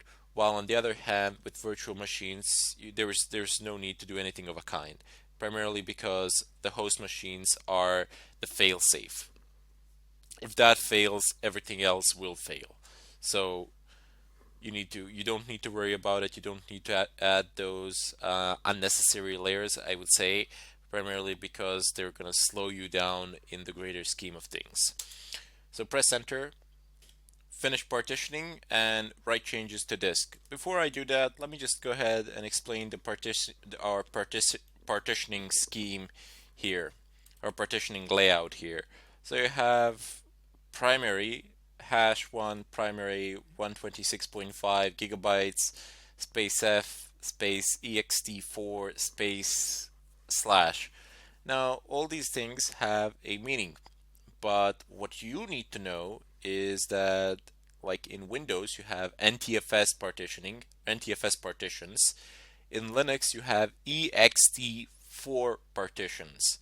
They are a bit faster. That's one thing that goes in the favor of Linux. And you also, during the partitioning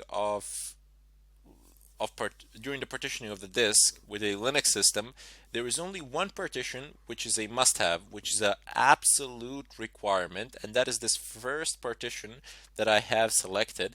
Its marcation is just slash, that is the root partition, and you always need to configure it. Always. Without it, manual partitioning will not work. You will get error messages saying that you must specify a root partition. Down below, we have swap. Swap is basically a failsafe method.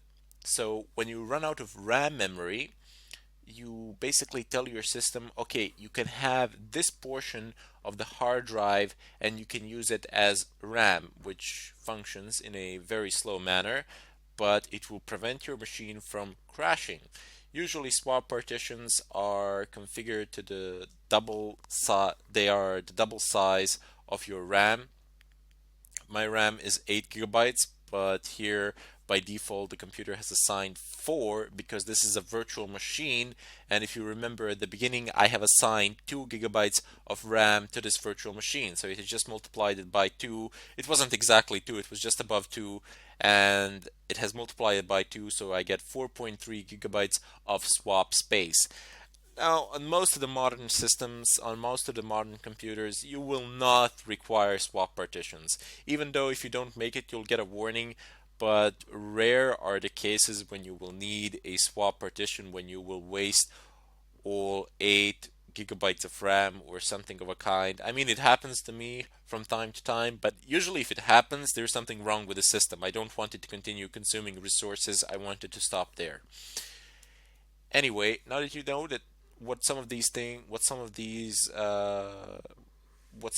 options here mean, you have marcation for the disk here. It's SDA, but we'll get into that later as we configure the system. So you also have some other options here. It says configure encrypted volumes, configure logical volume manager, LVM, configure RAID, and you can go back to guided partitioning. So these are all very nice options that come for free, and you might think, oh well, that's no big deal or something of a kind, but believe me when I tell you these things, in proprietary operating systems they cost a lot of money, while here they are free and generally work better. What we will be interested today will not be RAID because we don't actually need it. You can configure encrypted volumes as well. I will demonstrate at a later time encryption methods. You don't need to encrypt your volumes in a virtual machine, but you can encrypt certain files or folders if you don't want to grant access to them. However, my hard drives here on my host machine are encrypted, so I am pretty safe in that regard. And I'm just going to go ahead now to the bottom, press enter, and finish partitioning and write changes to disk. Excellent. So now, oops, let me just move this a little bit so you can see it. Basically, it is asking me for a confirmation. So if you continue, the changes listed below will be written to disks. Otherwise, you will be able to make further changes manually.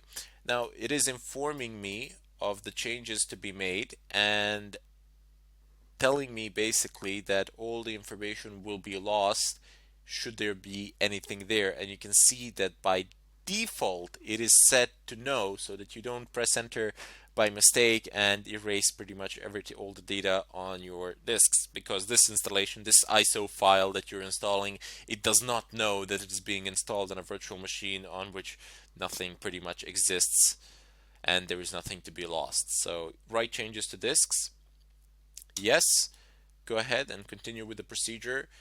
It is now, the installation process is now underway, and this is gonna take a while, I can tell you that much. So while this is going on, I just want to go ahead and pause the video here and finish this tutorial. In the next tutorial, once the installation is complete, I will actually get into Kali, start configuring it, and introduce you to its interface. In any case, I bid you farewell, and I hope to see you all in the next tutorial. Hello everybody, and welcome to this tutorial. I have Kali Linux machine here running.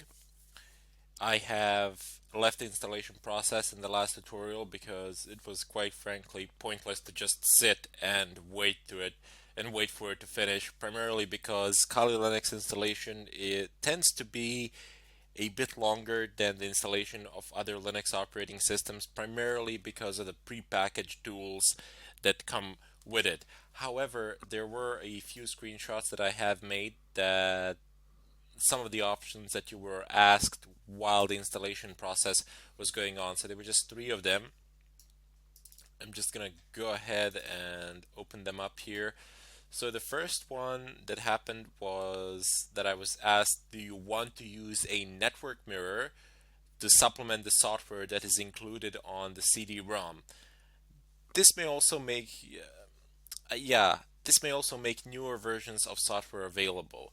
I said no, because I'm gonna do an update as soon as I finish the installation process and as soon as I configure everything in the proper way. That's basic. The update is the part of the configuration that I'm going to do, so it doesn't matter. No, I do not want to use any mirrors or anything of a kind. I'm just gonna say no and go ahead and proceed with the installation. So next up is the grub. So grub bootloader, it is asking me, do you want to install grub bootloader to the master boot records? Yes, I do. Just click on it, as this is the only operating system on this machine, on this computer. There's nothing that I can mess up by installing the grub bootloader to the master boot records of the first hard drive, as it is stated here in the instructions. You can use the grub bootloader in order to configure multiple dual boots, or I don't know, you can boot 3, 4, 5 operating systems, as many as you like, as many as your hardware can support. Not at the same time, of course, but at boot time you will be prompted and asked, which operating system do you wish to boot? That's also one of the options that you can have with grub. But aside from that, just click yes there, and there's a final one. It simply states that the installation is complete, and if you have used a CD to complete this installation, or a USB or something of a kind, you will need to remove that media and reboot the system in order for all of this to function. So that would be it. I was asked those 3 very simple questions. You have the answers here. Just go through them. It will not make a difference in the final account of things. Just going to go ahead and close this, and now I'm going to go ahead and log into my Kali Linux virtual machine. So the username is, this is actually one of the rare occasions. Actually, this is pretty much the only occasions where I log into GUI with root. But as you can see, as you will soon realize, in Kali Linux, everybody just logs in with root, primarily because you are not using Kali Linux to browse the web or something like that. You are usually using it 99% of time to perform some sort of an attack, and for all of those tools, you need to be pretty much for all those tools, you need to be a root user or have root privileges. There's Most of the time there's no point to have any other users on a Kali Linux distro. So Type in root, press enter, password was test, press enter. Yours is whatever you appointed it to be. Of course, if it's a virtual machine, you don't need to worry that much, but if it's your main machine or something like that, and Kali is generally not recommended to be your main desktop machine, that's not a good idea. Rather run it as a virtual machine. Okay, so first I need to do a few things like updates in order for me to be able to install VirtualBox guest editions so that we may use full screen and that we may use share clipboard and so on and so forth. Just go ahead and change this, open up my terminal, set the view. This is non-technical stuff. This you can do. This you can configure any way you like. I'm just zooming it in for the purposes of this tutorial so that you may see it better. But before we can do updates, before we can do anything, we must verify that we have connectivity to the internet. So ping, I don't know, yahoo.com. There we go. Nothing is happening. So I cannot ping yahoo.com, meaning that I don't have exit to the external network. I cannot access the internet. That's a pretty big problem because pretty much whatever we do, we will need internet for it, internet connectivity for it, in order to download packets from the repositories, to perform updates, and to conduct scans, possible scans, and so on and so forth. So just go ahead and click on devices, find network settings, and here you can see it's set by default. It will be set to NAT, but you don't want the NAT. You want bridged adapter, and you want to choose your adapter here. Mine is P8P1. See what yours is, and click Allow VMS, virtual machines. So okay, if you don't know what the adapter on your machine is and you are using a Linux system, just go ahead, open up your terminal, and type in ifconfig. Here you will be able to see a listing of adapters that you have. So you have LO, which is loopback, you have P8P1, which is my Ethernet connection. This is for some virtual machines as well. And I have VLP2S0, which is my wireless interface. So I know that for a fact that I'm using P8P1 primarily because my network manager tells me that I am. You see, connected to P8P1. This is also a better way of actually checking what you are connected to, which adapter you are using. So just open up your network manager in the upper right corner and look at P8P1. It says connected. Your network manager's position can vary depending on how you've configured your system. By default, it will be in bottom right corner, but that is easy enough to find either way. Let's just go ahead and close this terminal. Now that we have actually configured our network, have we? Yes, we have.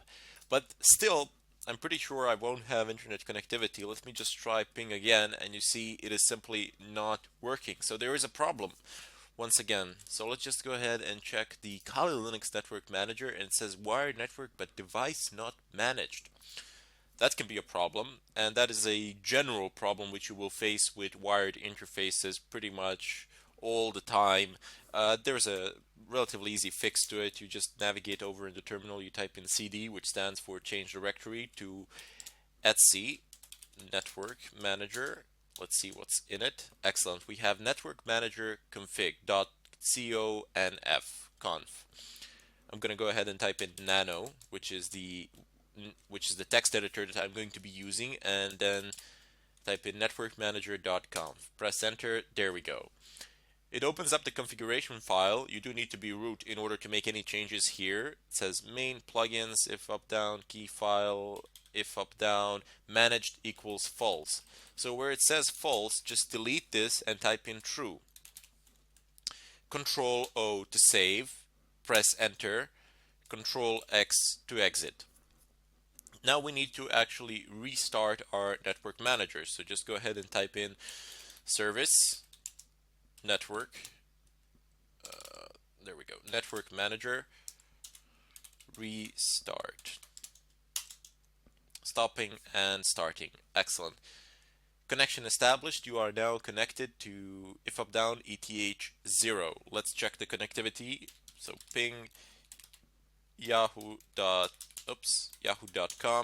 Excellent. So now we have internet connectivity, and pay attention to these steps here. They're quite important, not so much for the ethical hacking part as they are to actually setting up the environment, because setting up the environment itself can be troublesome. You can encounter multiple problems, bugs, etc., and then instead of having to go from one forum to the other trying to find the solution, you can just go through this tutorial, just pay a bit of attention, and I will show you pretty much how to resolve pretty much all the issues that you might encounter, because I myself am doing I have done a fresh install here, and I would be encountering the same problems that anybody else would, and I would like to go over them.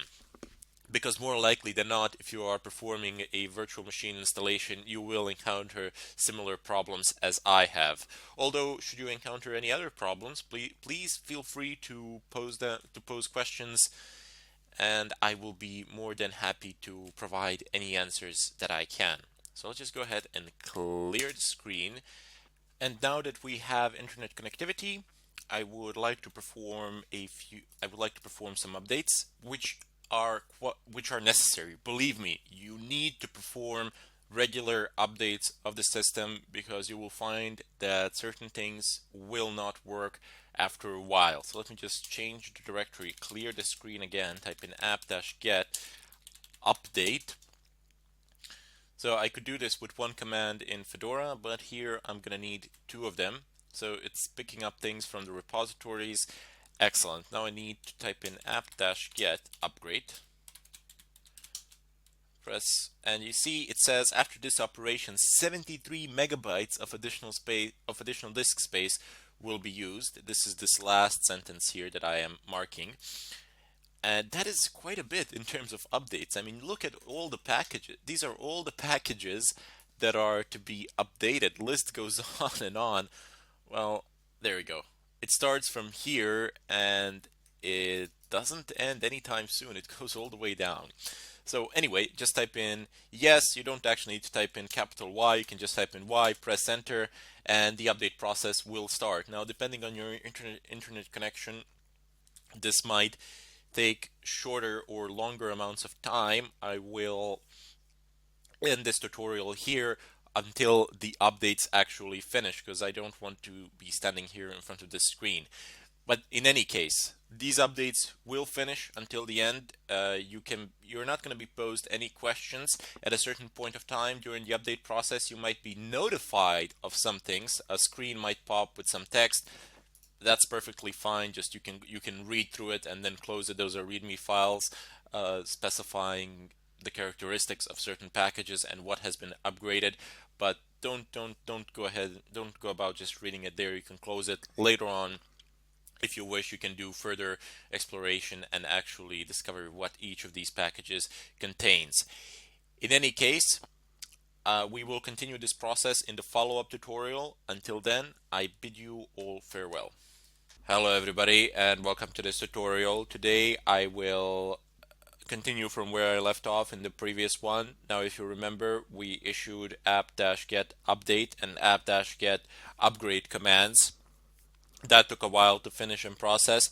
I was prompted once. I was given a README file in regards to wget program, wget packet, and the way you handle it is you press Q to exit. You do not close the terminal and terminate the updates. Rather, instead, you just press Q to exit the README file, and the update process will continue, no problems.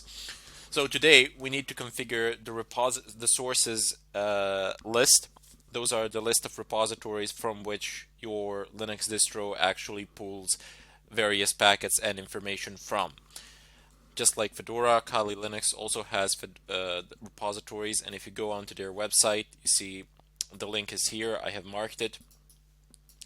You have these 4 repositories that are the default repositories of Kali Linux, and you can just go ahead and copy paste them. Not a bad idea to do this. Sometimes, I don't know why, but I don't find them by default in the repository list, in the sources list, so I gotta do it manually. You go ahead and basically type in cd/etc/apt. Oops, apt. ls, and there you go. You have sources sources.list and go ahead and type nano sources.list. Press enter, and there you are now in the repository file. This is where they are listed. This is where you can type them in. So let's just go ahead and copy these two. I'm not going to worry about any duplicates now or anything of a kind. Duplicate repositories are not going to break anything, so no worries. The system is smart enough to realize that for itself. So I'm just going to go ahead and copy the 4 of these. Later on, if we want, we can sort this out and remove the duplicates or something of a kind. But for the time being, it doesn't matter. It's not going to break anything. Just copy all 4 of them. Press Control O, Enter, Control X to exit. And there you go. So once again, Control O to save a file. So press Control O, Enter, and then Control X to exit. Excellent. Now that we got that sorted out, we need to clear the screen, and even though we've actually placed our repositories there, it doesn't matter. The system will still not be able to pick anything up from them until we actually perform the following. So we need to do apt-get the space update. So we're not upgrading the system, we're just updating the repository lists. This should go through relatively fast, and at the end it is most likely going to report duplicates, but that is fine, that is okay, there is no problem there. If you're wondering why are we doing this, well, we do need these repositories in order to install the necessary headers for Kali Linux kernel, which we will need in order to install VirtualBox guest editions to get full screen functionality. Because if we continue to work like this in this smaller screen, it wouldn't be good, trust me. Primarily because we're gonna be doing a lot of things, we're gonna need a lot of windows that are open, and that can present problems. So there you go. It's not an error, it's a W, so it's a warning. It says duplicate sources list, duplicate sources list, duplicate sources list. No big deal there. We can correct these problems later on if we wish, but for the time being, there is no need. Let me just go ahead and clear the screen. And now what I want to do is install 2 more packages which will allow me to actually install and run VirtualBox guest editions. So I have a pre-built command here for you that I'm going to run. It goes like this basically. You have apt-get. You're calling the packet manager, you're telling it to do an update, but since we already did a few updates, I don't actually need that portion of the command. I'm just going to go ahead and use apt-get install-y, and then I have dkms. That's one package, and then I have another package, because you can specify a lot of packages here, as many as you like pretty much. And then I have Linux headers dash, and what this here is, this is a variable. This $sign. This is some sort of variable, a string, and whatever this command uname space -r outputs, it will be stored into this variable and it will be added to this text line here. So let me just show you. I have uname -r that I ran here on my terminal, and what I got was the kernel version and the system architecture 62, 64, or 32-bit. I'm just going to go ahead and press enter. There is nothing to do as I have previously installed them. I didn't want to waste time during the tutorial, but this command is going to fly without any problems, especially because you have -y argument. You're basically saying to your packet manager, if you have any questions for me, just answer them all with yes. So that went just fine. The install process, I'm just going to go ahead and run apt-get upgrade. You want to make sure that this happens after the installation. I already did it, but just doing a bit of a show here. And it says that 2 of them are not upgraded. It says Metasploit and Metasploit framework, but it says that the packages have been kept back, so this is being done for a valid reason. We will get into that a bit later on, but for the time being, let me just go ahead and clear the screen. One of the first things that we need to do now is go ahead and click on Devices, Insert, Guest Edition CD Image. And yep, there we go. It popped. This is a warning that Kali Linux issues and that many other Linux type operating systems issue. if you have content that is on a CD or a USB or something like that, and if it's configured to run automatically, the system will block it, and then it will ask you for a permission. So the medium contains software intended to be automatically started. Would you like to run it? I'm going to go ahead and click run and most likely get an error. There we go. Error, auto running software cannot find the auto run program. Now the error message, yeah, it doesn't really tell us much in this case. I guess we could take a look at the log files and so on and so forth. But here is the solution which you can apply, as this is a common problem that people encounter all the time. So there are some standardized solutions and patches to this sort of problems. So just go ahead and type in the terminal cd to change the working directory. Navigate over to where the VirtualBox Guest Edition CD is, which is, you can use the same path that I'm using. So media, and then ls, and then cd again, cd rom 0. Excellent. So we are now here, and look, I have a listing of pretty much all the contents of the CD. Basically, this is a virtual CD. It's not a real one, but it works pretty much just the same. So this is the file that I want. I want to move it from here, so I'm just going to go ahead and use command cp. You can also use move command, but you're permanently going to remove it from here, and that is not what we want to do. So just type in cp for copy, type the name of whatever you wish to copy, very simple, and then specify the path to where you want the file to be copied. I want it to be copied in my home directory. Press enter, and there we go. Now navigate over to your home directory, get a listing. Excellent, it is there. The way to run any script in Linux, any executable file in general, not just a script, is just to press dot slash and then the name of that file. Press enter. There we go. It is running. The guest editions are being installed. I have attempted this process before just to make sure that everything would run smoothly, and that's why it says removing existing things. Anyway, it might take a while for it to finish, but I assure you it will. There's a lot of things to do, and that is why it's taking a bit more of your time. Now, aside from the full screen functionality that we're going to get by installing VirtualBox Guest Editions, just in case you think it's a bit of a pointless effort if you are a student, because as a teacher, I have to have the full screen so you can see everything. You also have, under devices, drag and drop and shared clipboard. What these drag and drop, the name itself is self-explanatory. You just pull a file from somewhere and then pull it onto your virtual machine, or vice versa. But I don't like to enable drag and drop. What I do like to do is enable shared clipboard, host to guest. Now here's why. I use my browser on my host machine primarily because you tend to watch a video or two somewhere about something, and you don't really want to go about installing Flash on Kali Linux. It can be problematic. So host to guest copy pasting is very useful, and you will need it, I assure you. Now there is a shared folder settings. You can either construct a shared folder, or you can have a localized web server on both machines where you can pull the information from and put the information there if configured properly, but shared folders are better for such purposes. Anyway, you can review what has happened here. It has been listed here.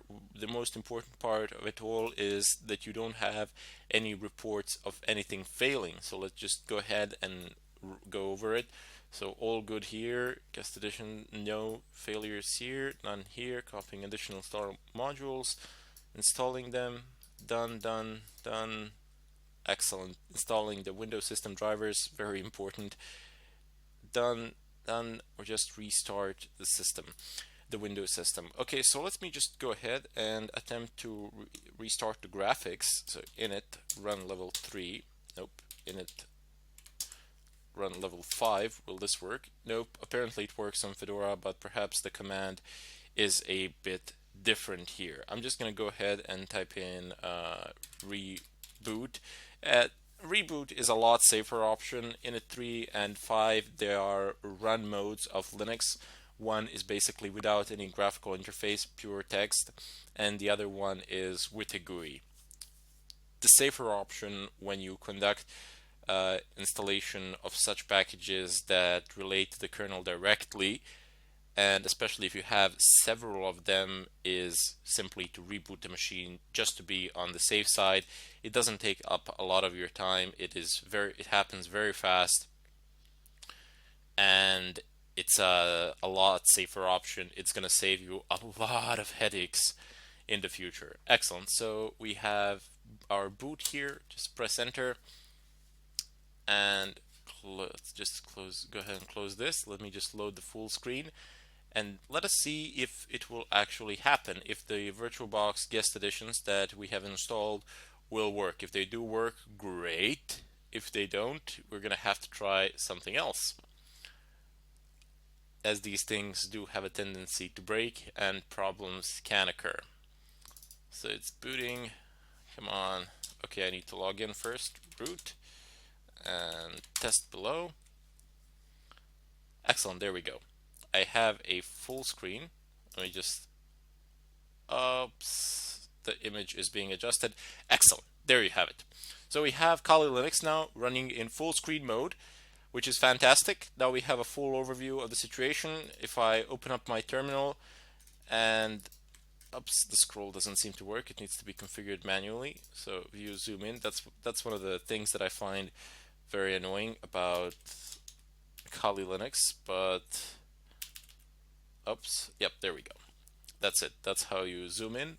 What? Control plus minus, zoom out, and view zoom in, control plus plus. Okay, so I am pressing control plus plus, but it seems to be minimizing things.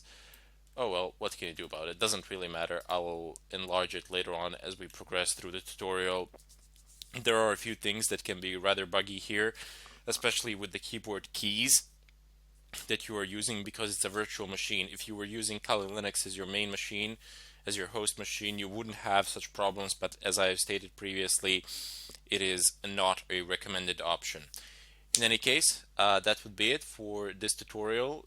These are pretty much all the preparations that you needed to make, and next up we're going to get into the Linux command line interface. I need to acquaint you with it. Even though we have done some of the commands, they are a very small portion of what we need to learn, and I do need to explain them to you because we're going to be using Linux command line a lot. Basically, whatever we do, we're going to need it. And with that, I bid you farewell and sincerely hope to see you in the next tutorial.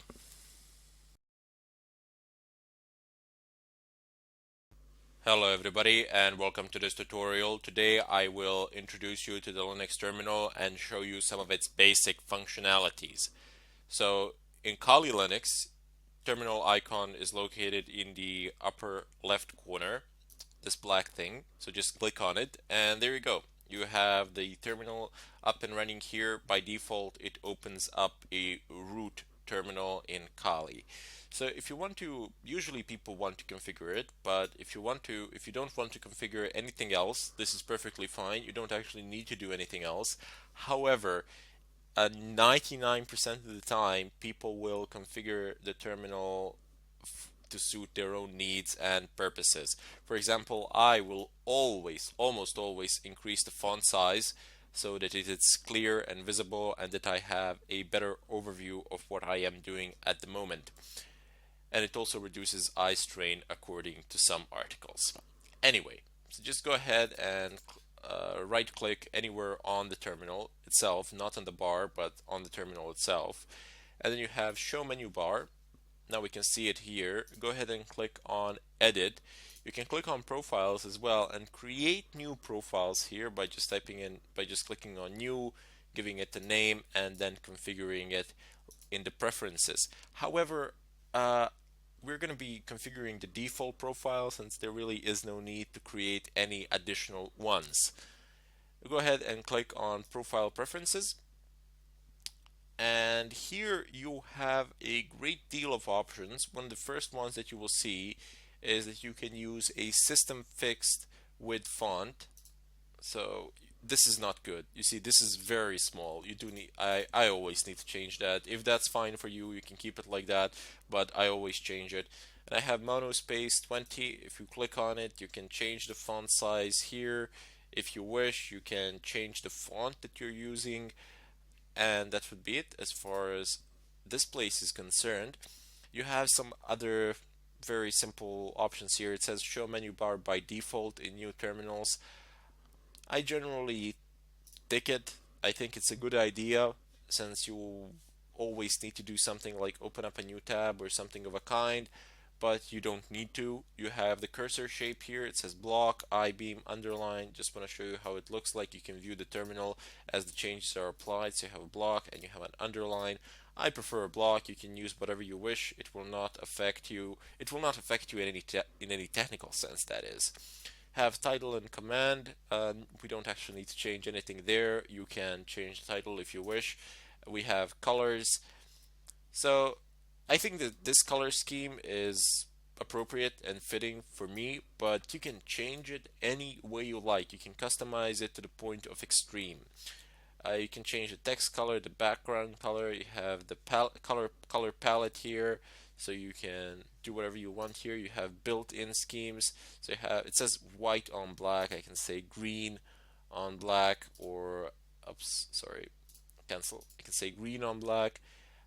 Does it have blue on black? No, black. Oh, this one's bad. I wouldn't be able to work on this one. So let's just leave it at black on white on black. Sorry. This is the best color. This is one of the best color schemes. I use on Fedora blue on black, but I'm just gonna leave it as it is here. No need to actually change anything. Now in background, you have three features here basically. You have solid color like this one here that you are seeing, and you can choose a background image. You can download anything you want from the internet pretty much. You can configure it to be transparent or image background, and also you have the ability to have a fully transparent background. And if you click on transparent background, it's pretty much the same as having a background image, except in this case, excellent, I'm just going to configure it to transparency levels, and that's pretty good. Except in this case, your background image will be your desktop image pretty much, depending on where your terminal is. In scrolling, there's an important feature here. It's scroll back. So you don't want to have 512 lines. You want to go ahead and click on unlimited unless you're severely limited in terms of RAM and unless you're typing in a large amount of commands or something of a kind. But in any case, it's better to have unlimited, especially in not only in environments such as these, but rather instead in cases such as these. You don't need to do anything here in terms of compatibility. I'm just going to go ahead and close this, and I have selected a transparent background. And you see this only works for a desktop image. It doesn't actually show icons or anything of a kind. If I open up my web browser, it's not going to show it in the background. It's still going to keep the desktop background image, so the desktop wallpaper, should you wish to call it so. There's a slight delay when it goes about in the update, but it's fine. Doesn't bother us in the slightest bit. Maybe I will change this later on during the tutorial, see how I like it, but I just wanted to give you an option so you can do whatever you want with it. In any case, you can go ahead and click on File and Open Tab. I'm just going to go ahead and open myself 4 tabs, 3 new ones and one that I already had. So here you can switch in between them. It's very nice. There are no complications. For example, if I press open up a new terminal, I gotta click here and then I gotta click here, and usually you're gonna have, I'm just want to show you what it's like to have 4 of them. So yeah, this is not actually manageable, especially because you don't know what you are doing on which terminal. People sometimes split their screens into terminals.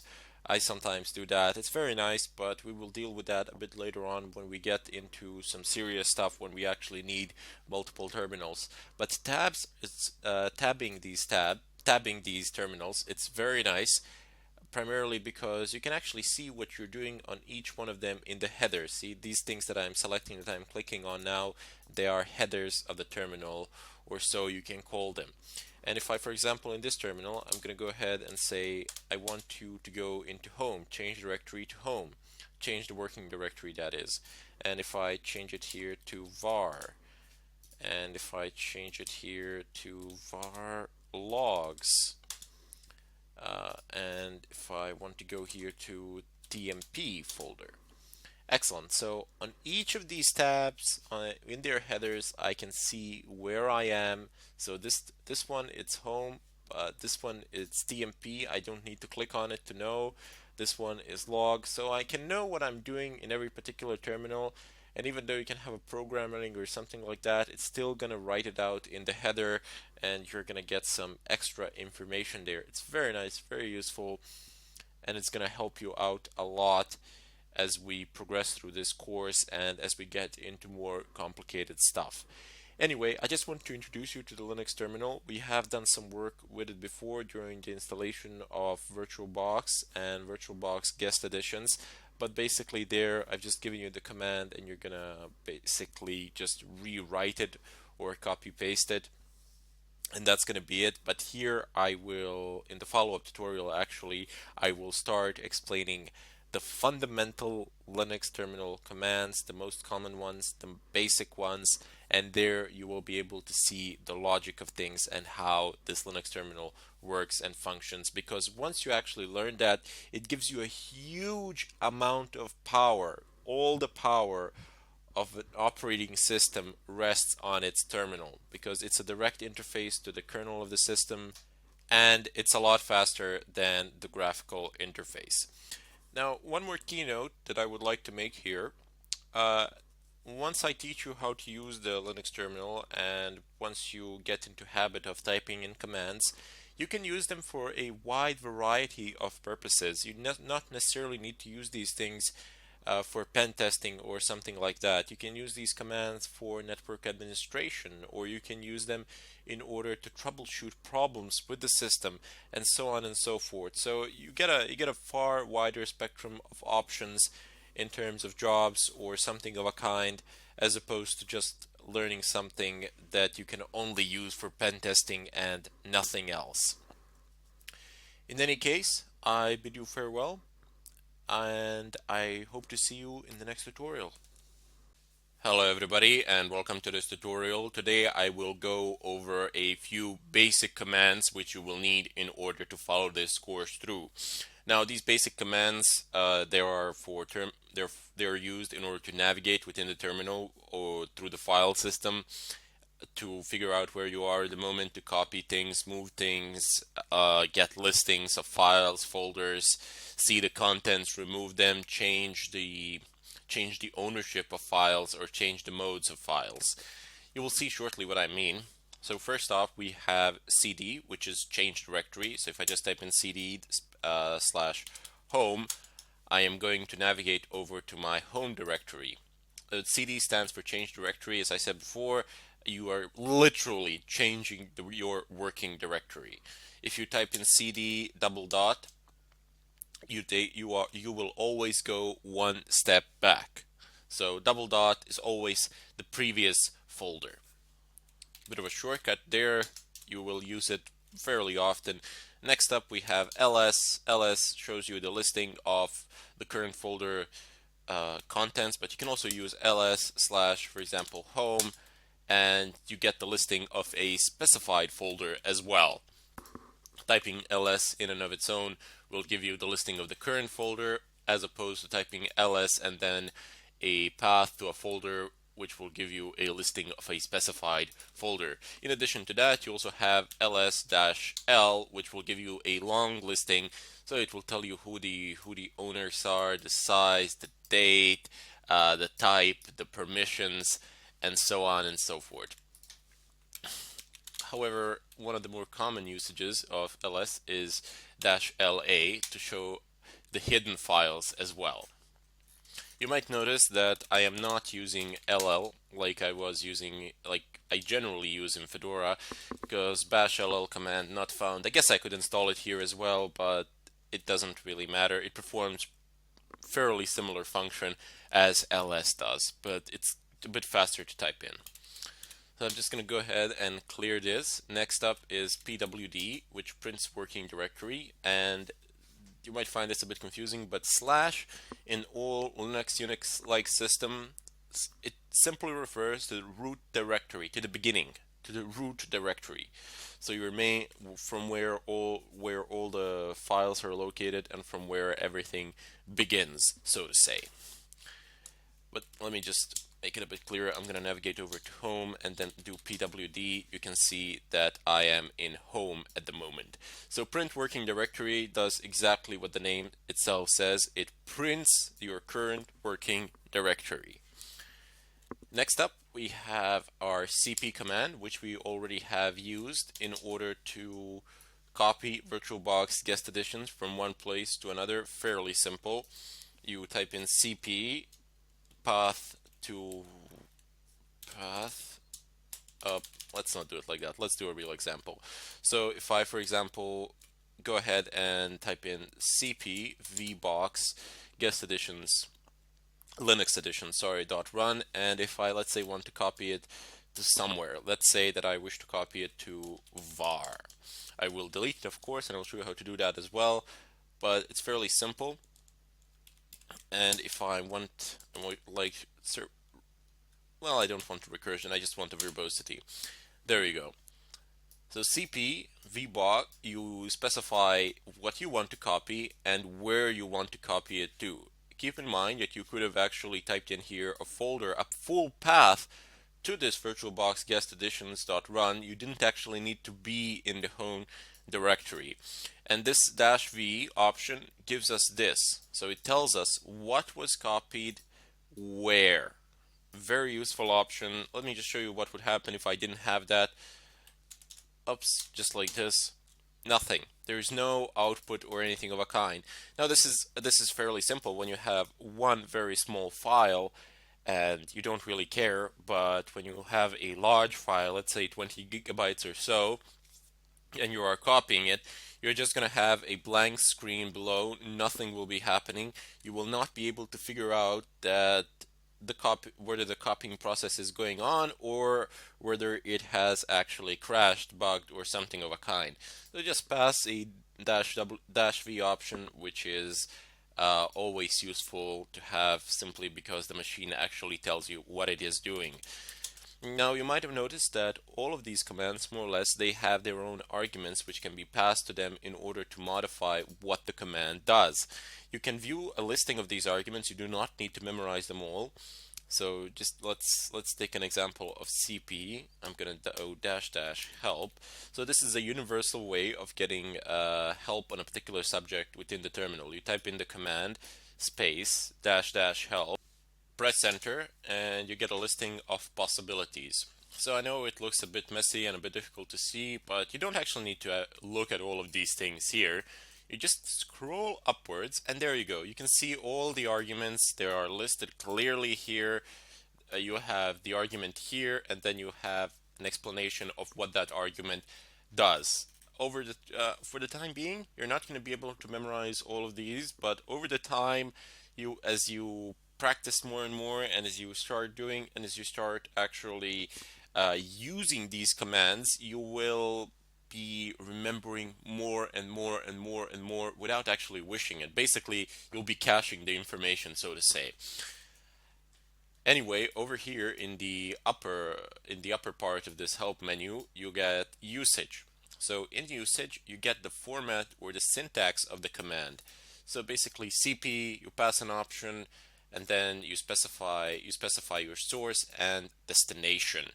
Very simple, no problems there. This is universal for all of the commands. You can always use the help menu.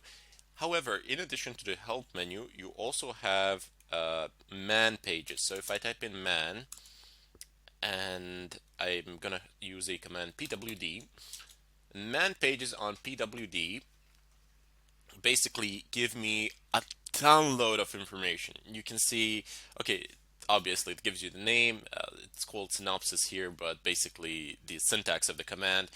You get a description, full description of what the command does, full description of the arguments. You even get the author who actually wrote it, some notes, copyright, and some references to something else as well. This is a very short man page because pwd is a very short command and a very basic command. But for example, if I was to type in man, grep, you can see that the man page is a lot bigger as I'm just scrolling down, and it seems to be on end. Grep is a multi-purpose command which I will show to you in a moment, but I just wanted to show the difference between a basic and a more complex command. Let me just go ahead and clear the screen. Next up we have move. So mv, that will cause a folder to move. This is how you rename folders to, or files. So let's just go ahead and navigate over to var, where I have actually copied this file. ls, excellent. So if I say move vbox guest edition linux editions, I can move it either to some different folder under some different name, or I can just rename it within my current folder. So if I just type it in, I don't know, let's go random is not so random. I'm just gonna rename it to that and say .run. You can put whatever extension you want. Of course, it won't function the same, but I am just showing you the way of renaming a file. And if I do ls again, you see that vbox linux editions.run has been successfully renamed to random is not so random.run. I can also do this. I can, for example, move random is not so random to my home directory, and if I do ls and then specify a path to my home directory and press enter, you can see that I have actually moved it here. But unlike the copy command, it doesn't retain the original within wherever the source might have been. So once you move it, it's gone from the source folder. However, it's going to appear in the destination one. Also, a tricky way when you delete something with move, when you move something over something else, it's so difficult to recover, if not impossible. Also, be very careful with deleting files in Linux, because once you delete them from the terminal, you will not be able to recover them. Basically, there are some complex procedures that might give you the fraction of what you wanted to recover, but if you remove it from the terminal, it's very, very, very difficult. It's not like Windows or something of a kind. When you delete something in Windows, you can always recover it. Basically, you didn't even delete it, nonetheless something else. You just don't see it. But here, when you delete something, it's gone permanently.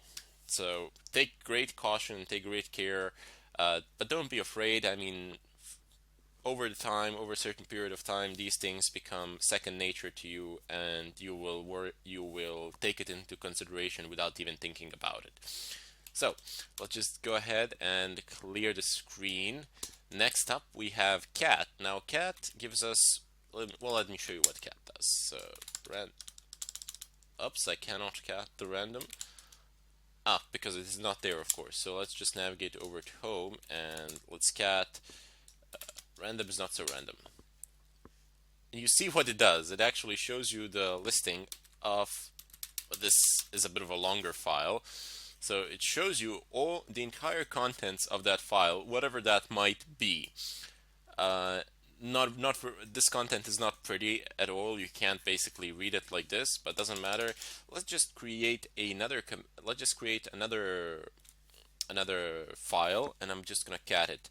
So Nano is my favorite text editor from the terminal. You will need to learn how to use terminal text editors because primarily you don't want to be switching back and forth between GUI text editors and working on something in a terminal. It's extremely time consuming, and plus here on Kali Linux you can actually edit things with root. However, if you are, for example, using some other distribution or something of a kind, most of the GUI text editors will not be, you will not be able to run them as root. You will get an error message. So that can be a bit problematic. That's why you should always learn how to use text editors that are terminal text editors. So just type in nano and type in the name of the file that you wish to create. So for example, I'm just going to go ahead and type in test. This is going to be a test file. No need to give it any extensions or anything of a kind. And there we go. Now we are in the nano text editor. So here I can, for example, write some text, some random text goes here. Let's just do that. Okay, so you have a wide variety of options down here. Well, maybe not a wide variety, but certainly a good amount. So this is this caret sign X. It simply means Control X. So if you press Control X, you're gonna exit. Control O, write out. That's basically save. You don't need this. Where is basically the way to search things. So Control V, search, and no, let's say random.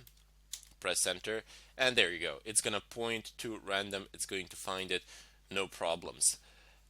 Previous page, you don't need that. Next page, you're not gonna be that engaged with it. So cut text is also very nice because it allows you to actually remove large portions of text at a relatively fast rate. So if I just say Control K, it's gonna remove the current line where the cursor is, not what you have selected with your mouse, just so you know. Let me just bring that back. And I'm just going to go ahead and continue talking about this in part 2 in the follow-up tutorial. Until then, I bid you farewell. Hello everybody, and welcome to part 2 of this tutorial. And now let's go ahead and save the file. So press Ctrl O to output to the file. It says file name to write. You can actually modify it here, so you can type in some letters or whatever you want. You can change the name here, or you can even change the extension if you want. But there is no need for the time being. I'm just going to go ahead and save it as test. Just press enter. There you go. It says wrote one line. Control X to exit. There we go. Clear the screen. And now I'm going to use cat command to get a listing of this particular file, which is far more reasonable than the previous one, which you couldn't read. The cat command, by the way, was functioning properly, but it was mostly a binary file. Therefore, it gave you a listing, but you couldn't really read anything from it. So let's just go ahead and type in cat test, and there we go. It says some random text goes here. That is the text that we have typed into the text file and test file, and you can cat it like this. These things are very good, especially with files that you want to make sure you do not want to change them in any way, and you don't want to make any accidental changes or anything of a kind, and you want to quickly see what is located within that file. There is another way of doing this. Basically, it's ls, and let's go ahead and navigate over to Etsy apt ls, and here we have plenty of files to work with. So let's just take sources.list as an example here. So if I do cat sources.list, I'm gonna get everything that is within that file as before, and it's gonna be listed in my terminal here, there to stay. It's not gonna go away anywhere. But there is another command which I can use. Let me just go ahead and clear the screen. It is called less. And if I type in less sources.list, I'm gonna be prompted with a new tab where I can actually view things here, not a new terminal tab, but a new workspace within the terminal itself.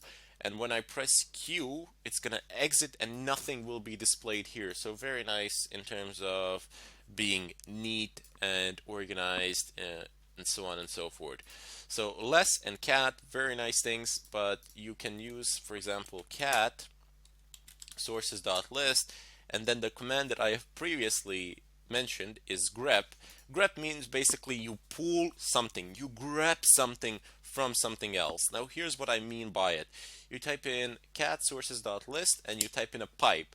This symbol here, it's called a pipe, which basically states whatever the output of this is, pipe it to whatever command comes here. So I'm just gonna type in grep, and let's say I want to type in src. Press enter. Excellent. So it will only print lines that have src in them. Linux is case sensitive, so when you are grepping, it's gonna check the case of the letters, whether it's lowercase or not. But you can give it an ignore case. You can type in like this. -I means ignore case. Oops, my bad. -I to ignore the case. You're gonna get the same output because there are no different things within this file, but you get the general idea. So this is how you would use cat with grep in order to pull things out of a file. Very important. This is a huge part of the Linux terminal, filtering through text files, primarily because we're going to be doing large network scans, and we will want to create files from which we will be able to pull useful information, which we will later in turn pass to other tools to do something with. Anyway, let me just go ahead and clear the screen for the time being. You also have echo, so echo, and I give it the quotation marks open. Let's say I am alive, close quotation marks, and it will echo these words. It literally is an echo. You type something into it and it echoes them here. So let's just go back to the home directory now, get a listing, and use exactly the same command, echo live. By the way, you can scroll through the previous commands by using arrow key. So up arrow, using the up arrow key and down arrow key, you can scroll back through your previous commands and you don't need to retype them. So I am alive, and I'm going to insert this. So I'm going to use a greater than sign and type in test. So this will echo I am alive into test. And if I do less, I'm going to use cat test. You see, it has replaced the contents of the test, which was some random text goes here, into I am alive. Very nice command to have. You can change variable names, variable values with echo, and so on and so forth. We will use this a bit more as we progress through the course, and I don't really want to get in depth here, primarily because later on when we have clear examples that directly relate to what we are doing at the moment, which is basically pen testing, then you will see more advanced usage of pretty much all of these commands, especially grep. We have touch. Touch is a quick way to create files. So for example, I can do touch, and I can say file 1, file 2, file 3. Press enter, ls, and you see it has immediately created 3 files. So touch is a very quick method. Oops, a bit over my head there. Anyway, touch is a very quick way of creating any amount of files that you wish, and you can specify folder paths. You can create this file in home, this one in var, this one in var log, and so on and so forth. Anyway, down below you have mkdir. So if I go ahead and type in mkdir, it's make directory. So you are making some sort of a directory. Let's say the name of this directory will be place to be. And if I get ls, there we go. It states that this file is actually a directory, which is a place to be. I can even navigate to it and say place to be ls. There is nothing in it, but get the idea. You can make directories in such a fashion. Now chown, if I type chown, it allows you to change the ownership of a particular file. Now, since we only have a single user here, which is root, there isn't really any point in doing so unless we create some other new users. But we're not going to do that as we don't need them. But just to show you how this would work, for example, if the owner of a file was not root, and if you wanted to change it to root, you would do the following. So chown, and then you would type the username, colon, the user group. So the user group and the username are usually the same on your home PCs, unless you're on some bigger server or something like that. And then you would just specify the name of the file. I don't know, you can type in test. There we go. So it will change. It will effectively change the ownership of file test to the username root, who is from the user group root. And if I do ls.la, you can see here it states who the owners are and which groups actually own the files as well. So if I clear the screen, there is another more used command. It's called chmod, and this command allows you to change file permissions. So this is something that you will need to use on a daily basis and quite often, primarily because, well, you see, if I have an executable file in Linux, for example, let's just go ahead and edit. Well, actually, we don't need to edit it. We can type in echo, and not like that. Hello, close quotation marks, and I want to output this to test, and I want to move test to test.sh.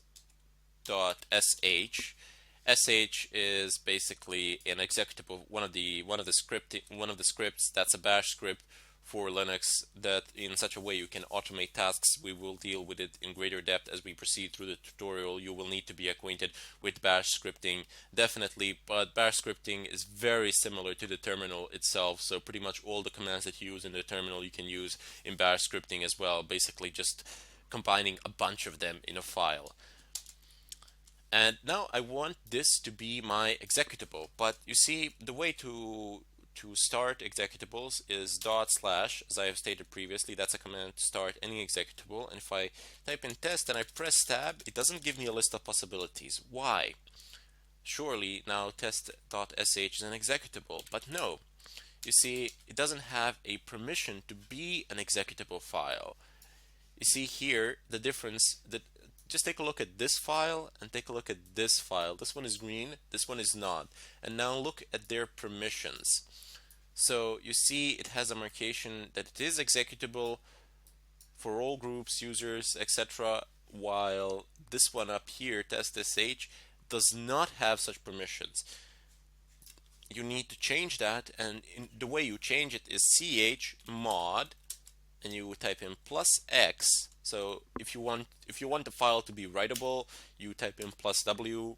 If you want it to be executable, +x. If you want to be able to read the file, +r. Very simple. There is also a way of doing this with numbers, so you can type in 755.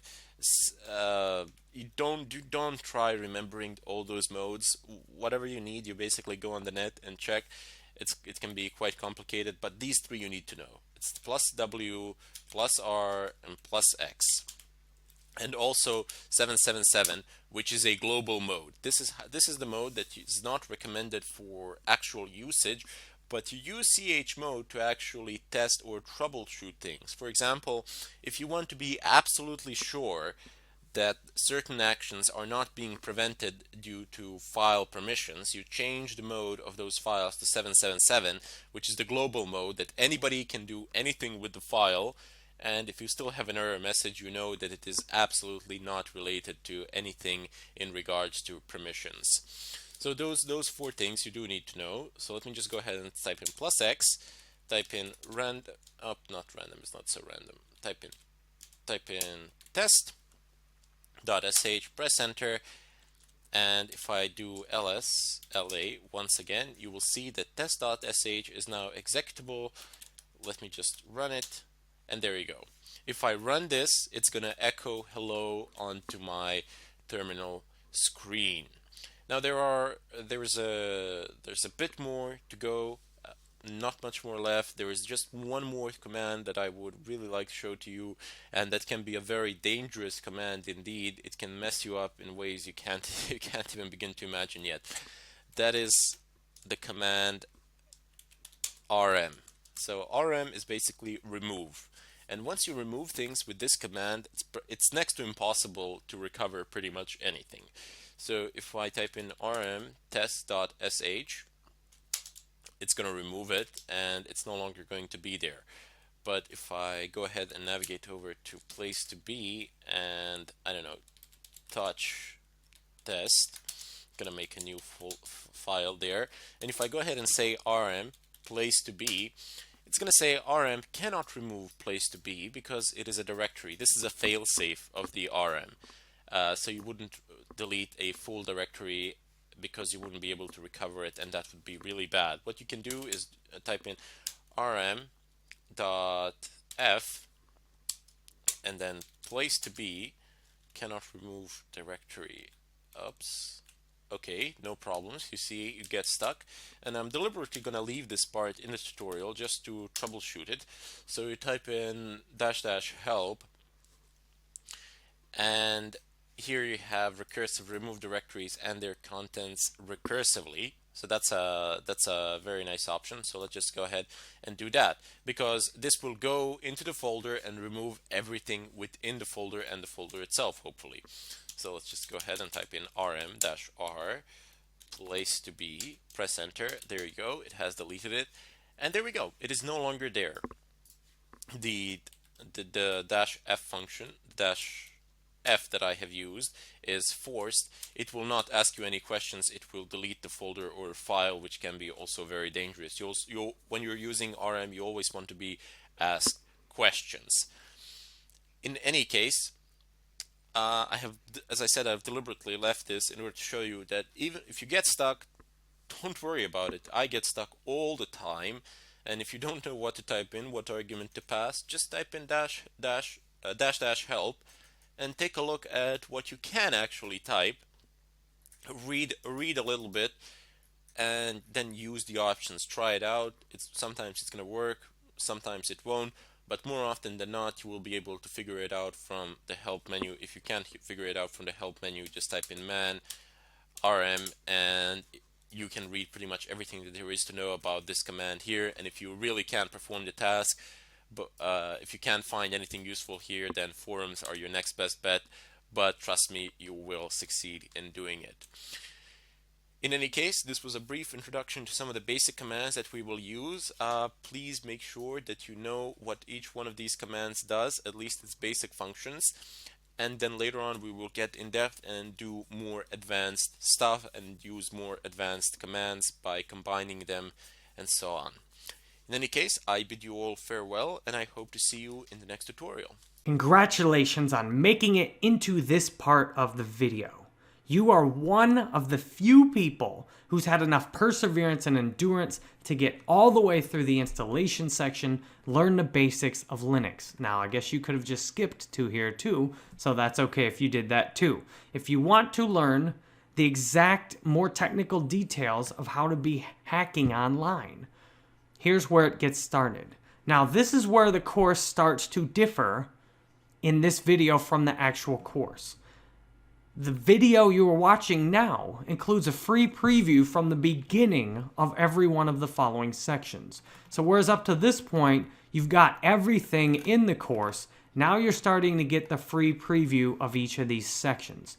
So what you'll get is the first lecture about Tor, then the first lecture about proxy change, then the first lecture about VPNs or virtual private networks, then another first lecture about MAC changers, another first lecture about Nmap, and then you'll get an intro to Wi-Fi hacker cracking, air crack and reaver installation, and then the first lecture of the air crack usage. Now, this is where the free preview ends at the air crack and crunch usage. So once you get to this point, in order to continue, you will need to actually get into the course. But for now, you can immediately, right here in this video, learn about Tor, proxy change, VPNs, MAC changers, Nmap, Wi-Fi hacking, and air crack and reaver installation. You get that right now, and by that point, you'll know whether you want to invest more in order to take the course or whether you'd rather just learn about it on your own and try and do it. So anytime you want to take the course and ask Ermin your questions when you're stuck on something, just go to jerrybanfield.com/Udemy, grab your $25 coupon so you can save huge on the list price, and then take the course and get in, and you'll have a much easier experience in the course versus trying to watch this video. But that said, this video is still really helpful. I appreciate every minute you've watched it, and here we go, next into learning about Tor. Hello everybody and welcome to this tutorial. Today I will open up a chapter on how to stay anonymous. So there are several ways, several methods that you can use. First off, you've probably heard about these things. They are proxies. So you are just routing your connection through several different points, although this can be very slow depending on the speed of the proxies elsewhere. And you also know nothing of the other side. You know nothing of the servers through which your packets are going. So that can be risky, but then again, if you're just scanning something, if you're nmapping a network, if you're using nmap to footprint a network, why do you care? It's not of importance. However, if you're using proxies to log in somewhere or pass credentials or something of a kind, that is potentially dangerous and you should not do that. I mean, it's quite literally, you shouldn't do it. The other option is to use some sort of VPNs and to encrypt your networks, to encrypt your traffic between you and the VPN service provider. Now these things can be very fast depending on which one you have, so you can just pay for a service out there. I think a yearly subscription is like 100 and something bucks. A monthly subscription is like 10 bucks, something like that. You get a dedicated VPN static IP address. So you can do a lot of stuff, and they can be very fast. Furthermore, your traffic is encrypted, as I said, and the only way that somebody can figure out that you are doing something somewhere is if the VPN service provider actually relinquishes your information. However, this does not happen that often. This is very difficult to attain, especially if you get a VPN in certain parts of the world where they just generally don't give these sort of information out, but I wouldn't recommend doing that for white hat hacking, primarily because there isn't a need to stay anonymous to that extent. What we are going to be using VPNs and proxies mainly for, or what they are mainly used for in the world today, I would say anyway, this is just my personal opinion, is to bypass firewall settings or firewall limitations, should I say. So here's a real life example that people have been using quite often, that people are using pretty much on a daily basis. Netflix, for example, has a certain range of IP addresses from which it allows connections. So if you are elsewhere in the world and you do not belong to that IP address range, it will not allow you to view anything on the site. It will not allow you to see movies or something of a kind. However, if you use a proxy, a good one, or if you use a VPN, you will be able to access the site as though you were coming from the country which falls within the IP address range list. So that's just one of the common examples of what people are doing. Not exactly legal, but well, people have been doing it. It's not exactly harmful or something like that. You're not taking servers down or anything of a kind. But people have been using it in order to be able to watch Netflix from, I don't know, a cell phone when they're traveling or something like that.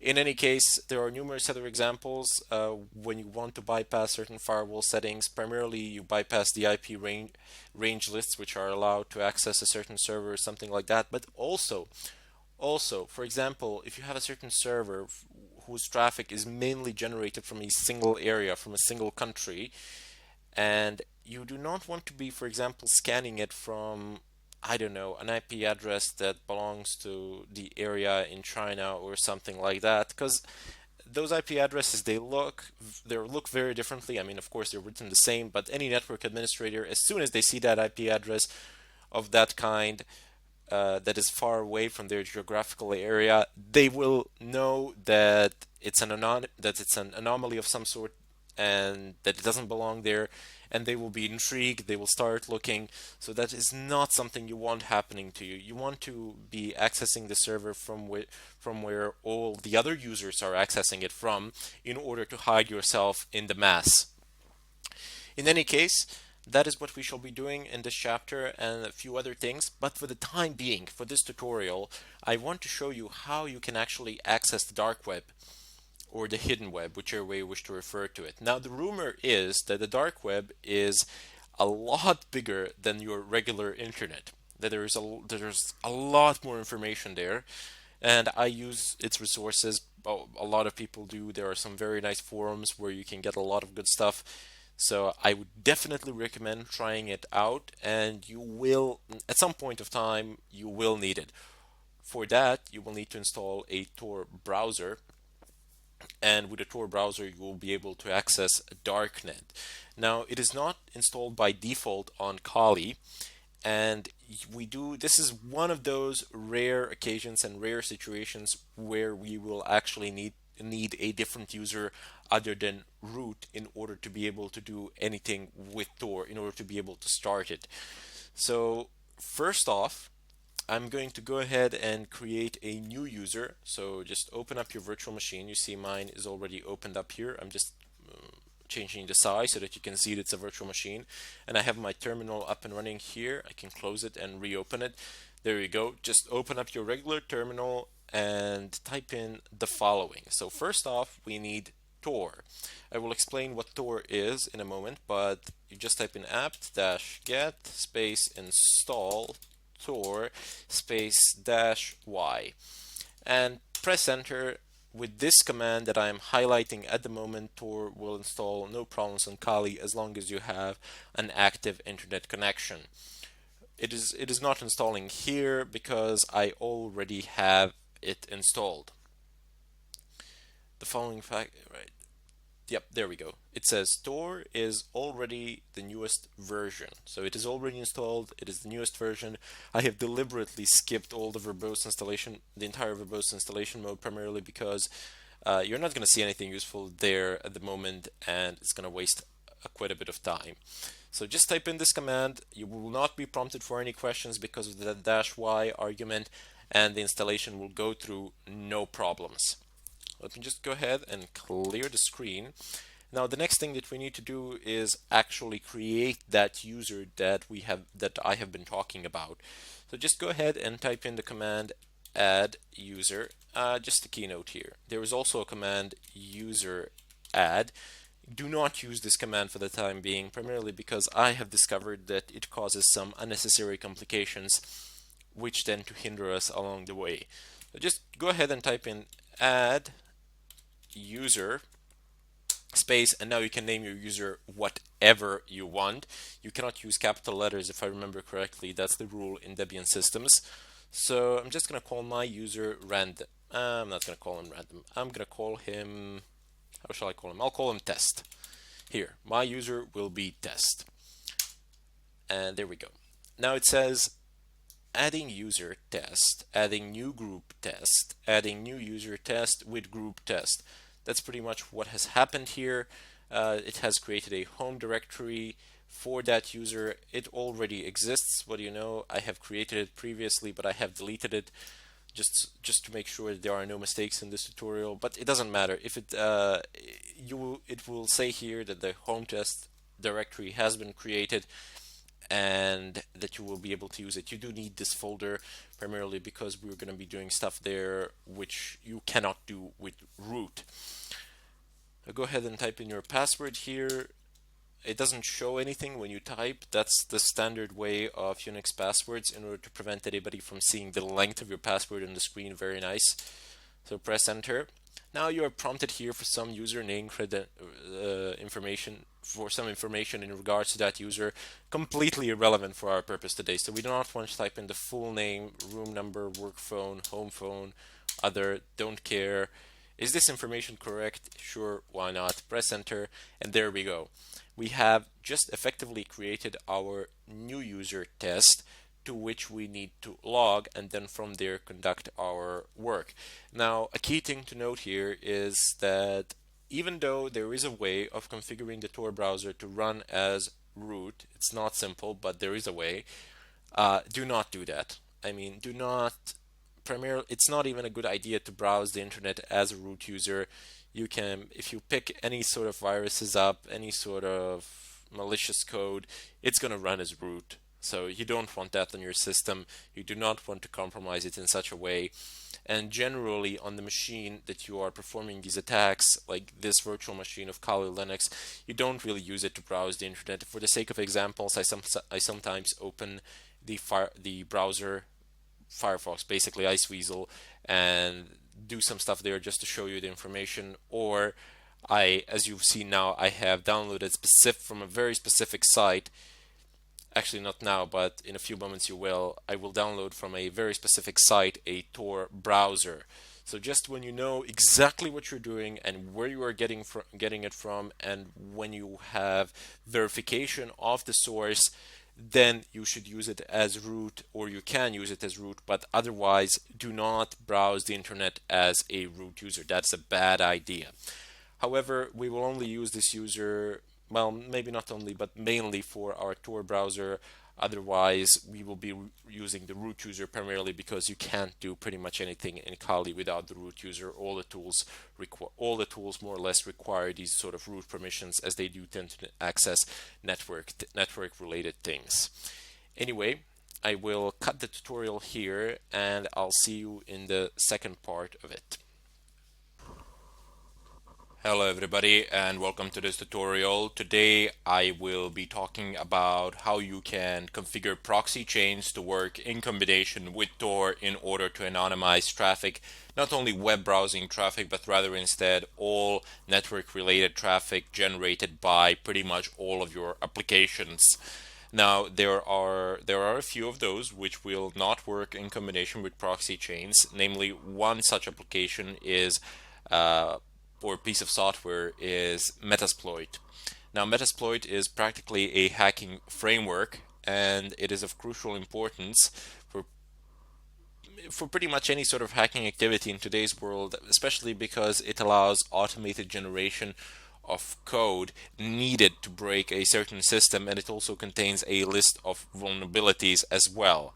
However, what I want to do here today is show you how you can anonymize pretty much all footprinting traffic or Nmap or traffic generated by Nmap when you're gathering information, or even your web browsing traffic in a different fashion other than using a Tor browser, and how you can cover your tracks in general no matter what you are doing pretty much. So one of the first things that you do need to do in Kali Linux, it comes pre-installed, so you need Tor and proxy chains. These two things you would install on some other systems, Linux systems or Windows systems, doesn't matter. Tor is kind of tricky.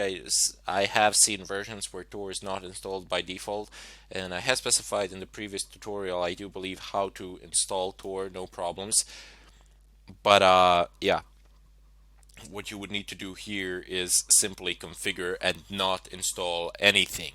So let's just navigate over to the etc proxy chains configuration file, nano /etc proxy chains.conf. Press enter, and there we go. We are in the configuration file. Let me just expand this actually.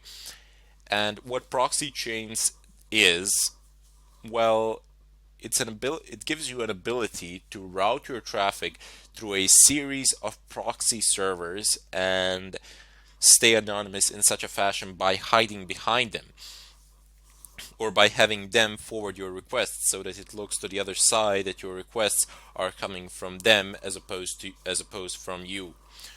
Surprisingly enough, there are a large amount of free proxy servers out there that you can use, but they're not very stable. You know, they go up and down, and they're not very fast.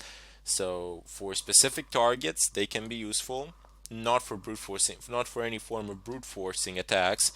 But if you are doing something to a certain target, if you're trying to log in or you're already logged in, you can definitely do it through proxy chains, and it will be reasonably fast and reasonably stable as well. But if you're doing some sort of mass scanning, or you're brute forcing a password or something of a kind, proxy chains with a list of proxies selected from the internet, free proxies that is, that's not going to work out. I mean, it's going to work out eventually in a technical sense, but it will consume more time than you can spare.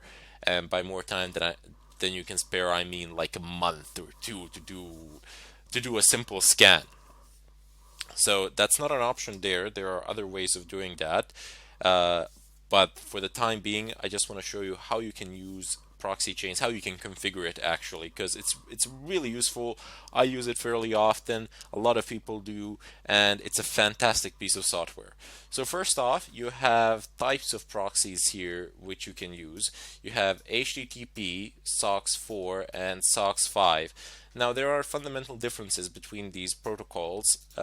You always want to find yourselves a SOCKS 5 proxy, as that is the best possible one that has the ability to anonymize all sorts of traffic. HTTP, well, as the name itself says, it's for HTTP traffic, and SOCKS 4 is very similar to SOCKS 5, but it does not support IPv6 protocol, and it does not support UDP protocol. So this can be, the SOCKS 4 can be rather problematic. You always want to make sure that you're using SOCKS 5 wherever and however. Anyway, down below you have these options which we will go over. So basically how you enable these options, you don't need to type in some complex lines of code or anything of a kind. Basically just delete the hash and that's it. Save the file, the option is enabled.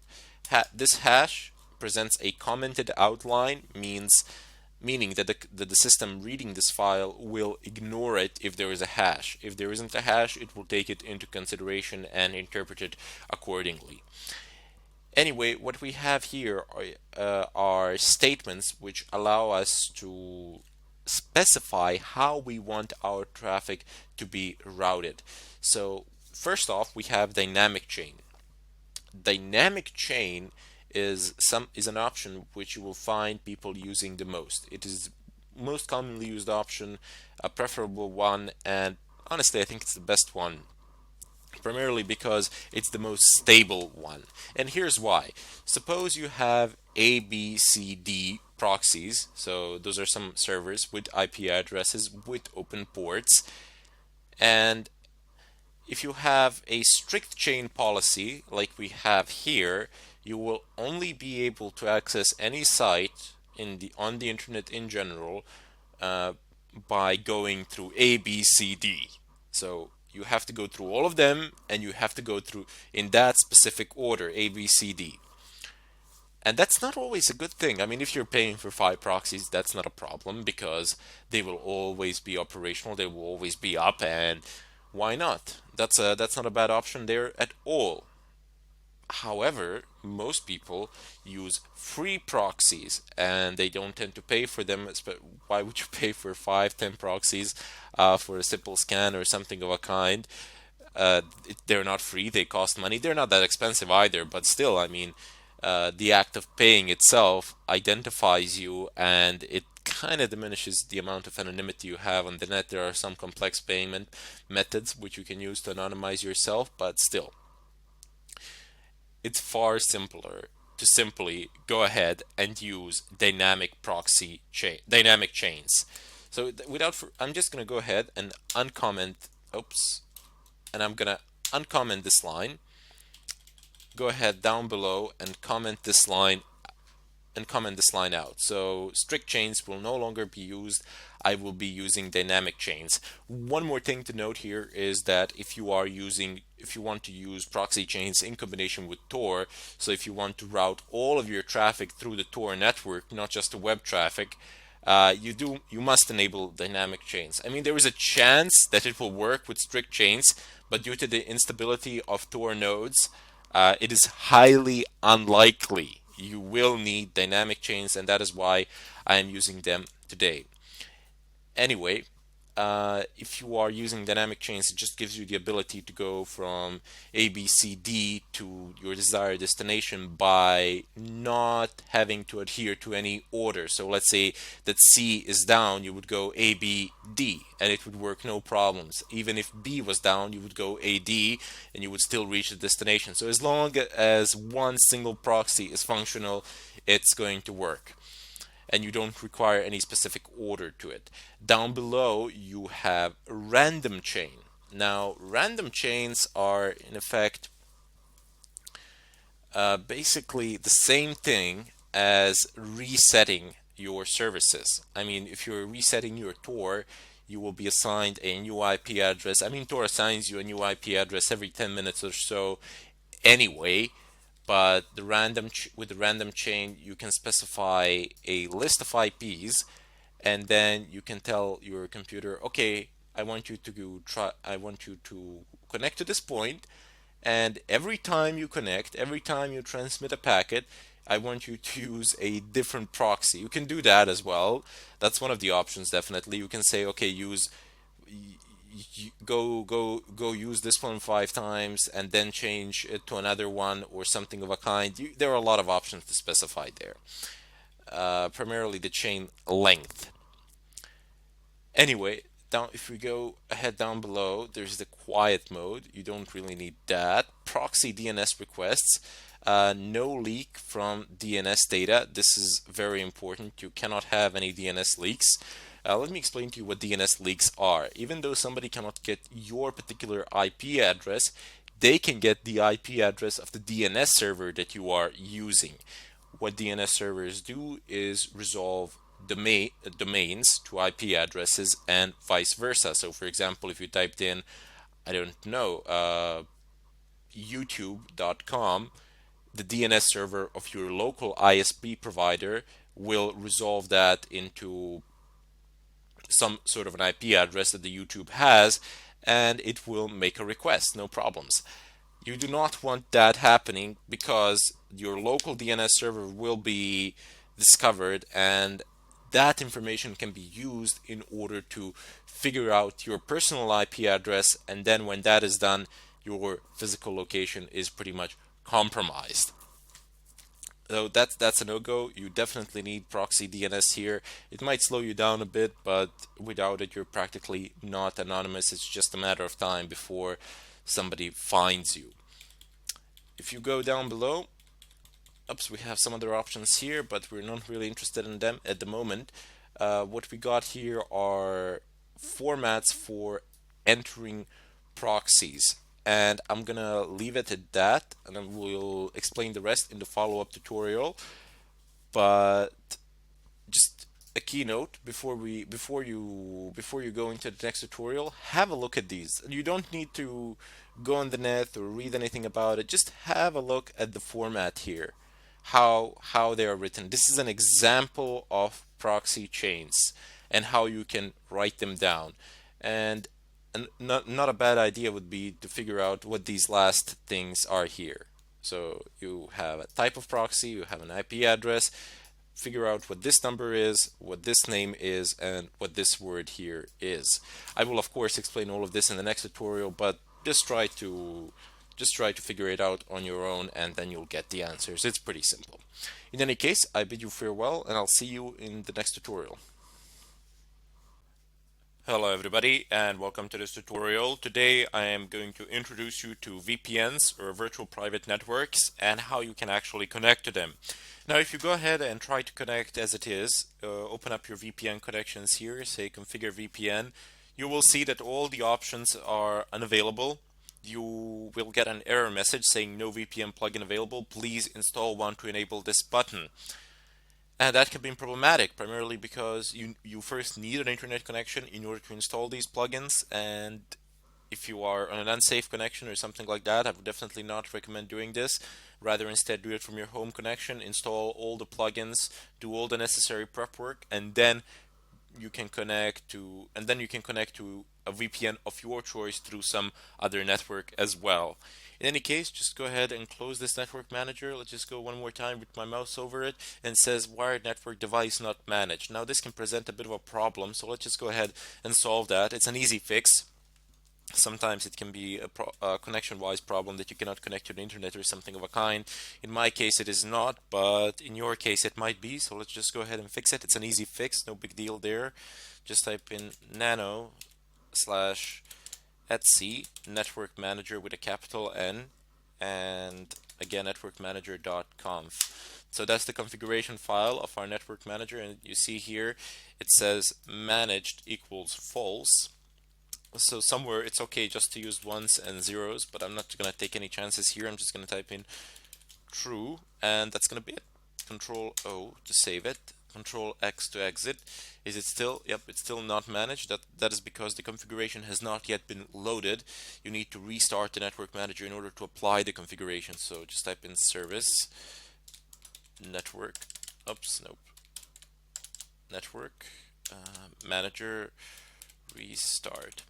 Linux is case sensitive to the point of extreme. I mean, you can have two same files. So, for example, touch test and test, and if I created these two files, they would be completely different, even though they have exactly the same name, except the first letter is capital letter. Just felt like I should mention that somewhere around here as it can be useful. And there we go. It says wired network if up down ETH 0. Now we are in managed mode. Now the interface is managed and it is fantastic. So this should work now. Let's just go ahead and clear the screen. I have a small leafpad file here. It's basically a list of commands for things that you need to install. I figured I would save some time by just writing them down here and not writing them manually during the tutorial, because that would be rather time consuming. So anyway, I'm just going to adapt this because I want to be able to see what is going on when I run these commands. We're going to need a bunch of plugins for our network manager. What we will need is OpenVPN and PPTP, but I'm just going to go ahead and install the rest as well. So let's just add the -y, so we are not prompted with any questions or anything of a kind, and that should work far better. -yes. And I could actually do one more thing. So let's see if we can have them all done in one line. So type in app-get install, and we can just copy these package names. Actually, the amount of -y's that I've passed there is unnecessary, but perhaps if I've done it in a different way, it would make a difference. I can just pass one -y at the end of this long command, because I'm just going to list the packets that I wish to install, and it should work, no problems, if I can get around to it. Excellent. So what is the last one? Strong Control Z, just bring me back. Yep, there we go. And I need Network Manager VPNC as well. So let's just go ahead and paste that here. And the last one is the GNOME extension, of course, for GUI. So paste it. Pass -y at the end, press enter, and there we go. It's going to proceed on with the installation. There's going to be lots of new packets installed, although they're pretty small as there are plugins, so they shouldn't actually take too much of your space on hard disk or anything like that. The amount of space that they do take collectively, all of them, is like a couple of megabytes. I think that's it. No, even